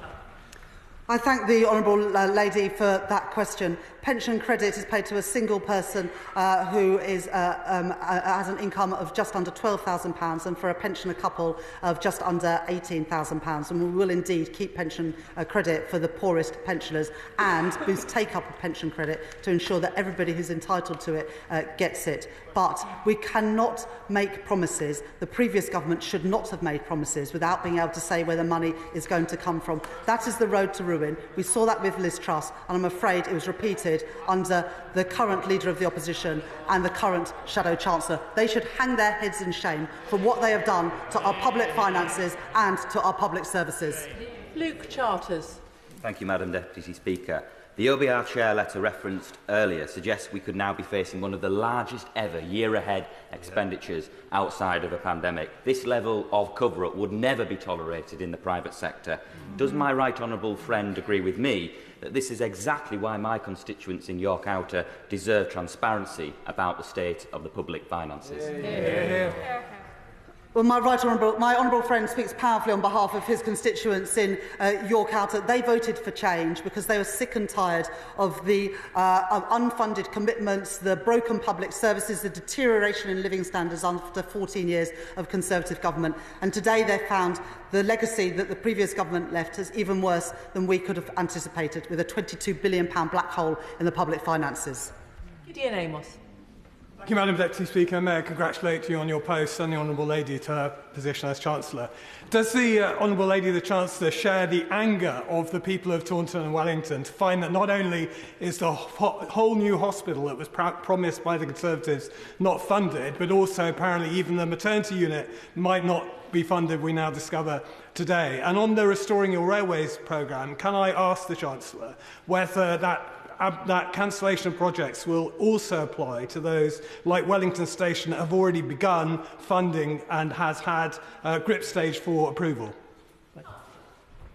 I thank the honourable gentleman for his question, and I can fully understand why his constituents are so angry with the previous government for leaving this mess and making unfunded commitments. I can give assurances that projects that have already started, like the station he's mentioned, will go ahead. The final question, Jim Shannon. Thank you very much. I'm still the strongest legs in the chamber, Madam Deputy Speaker, and I thank you for asking me to ask a question. Very pleased to hear the Chancellor's statement today and for her clear financial predicament that all of the United Kingdom of Great Britain and Northern Ireland are in together. Will the Chancellor confirm that in light of the budget gap and the welcome announcement of the junior doctor pay gap offer that savings will be made in ways that do not affect required pay increases but will focus on cutting back on unnecessary quangos, and reports of an estimated £500 million of taxpayers' money being spent on issues such as diversity and inclusion? Whilst important, they do not deserve priority in public spending, or vanity sub-projects such as Casement Park in Northern Ireland at the expense of our health staff. Thank you very much. I thank the honourable gentleman for his questions and for persevering for so long this afternoon. I fully agree that the focus should be on frontline public services. It's why we've committed to a 2% efficiency savings in back office in all government departments and a reining in of consultancy spend and also government communication spend. Those things got out of hand under the previous government and we will rein them in. And can I just also say, Madam Deputy Speaker, that we've been here for now than 2 hours, and in that time not a single Conservative Member of Parliament on either the front bench or the back bench has given a single apology for the state of the public finances and the state of our public services. That says all we need to know about that outgoing Conservative government, and they never should have their hands on power again.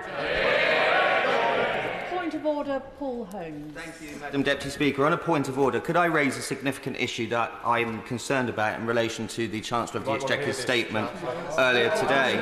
In her remarks, she obviously doesn't want to stay here to hear this. In her remarks today, the Chancellor appeared to indicate that the government knowingly laid wrong or misleading estimates before the House on Thursday last week, which differ significantly from what she has presented today. 1 working day since those estimates were laid. This is a serious concern, Madam Deputy Speaker, if true. So what steps can we take to ensure that the government either retracts the estimates laid or the document that they produced today? And can you tell me whether this possibly constitutes a breach of the Ministerial Code? thank the honourable member for his point of order. He will know that the Chair is not responsible for the content of contributions made by ministers, but I'm sure the honourable member's concern has been heard on the government benches. If an error has been made in this instance, I'm sure the minister will seek to correct it as quickly as possible. It is for the government to decide on the estimates it puts before the House. Point of order, Kit Malthouse. Point of order on the same issue, Madam Speaker. The Chancellor of the Exchequer made certain assertions about timing during her statement. However, we know from the media that the contents of this statement were briefed to The Guardian at 20:58 on Thursday, just after the estimates had been voted upon. Now, while I understand that the Chair is not responsible for the content of what is said at the dispatch box, the Chair is responsible for the integrity of documents that are laid before the House and on which we vote and rely upon. So could I ask whether this is a matter for the Prime Minister in his governance of the Ministerial Code, or the Commissioner for Standards in upholding standards within the House, please? Because it does, prima facie, in the absence of any evidence from the Chancellor, look as if we've all been misled. That's right. Right, honourable member, for that point of order. He will know, as well as I do, that that is not for the Chair to decide, and it is for the government to decide what it puts in its estimates and in documents published. Point of order. Point of order, Stuart Anderson. Thank you, Madam Deputy Speaker. It's on the same issue because the Chancellor has said, for transparency, she found out about everything this weekend. But last week, she said the Treasury also met with the OBR, which was prior to this weekend, to explain how bad things were. The two cannot be correct. Is it possible that she could come to the House and correct the record? I've made it very clear that it is not a matter for the Chair. The government benches will have heard 3 points of order on the same subject, and if they wish to come to the House, I am sure the Chancellor will.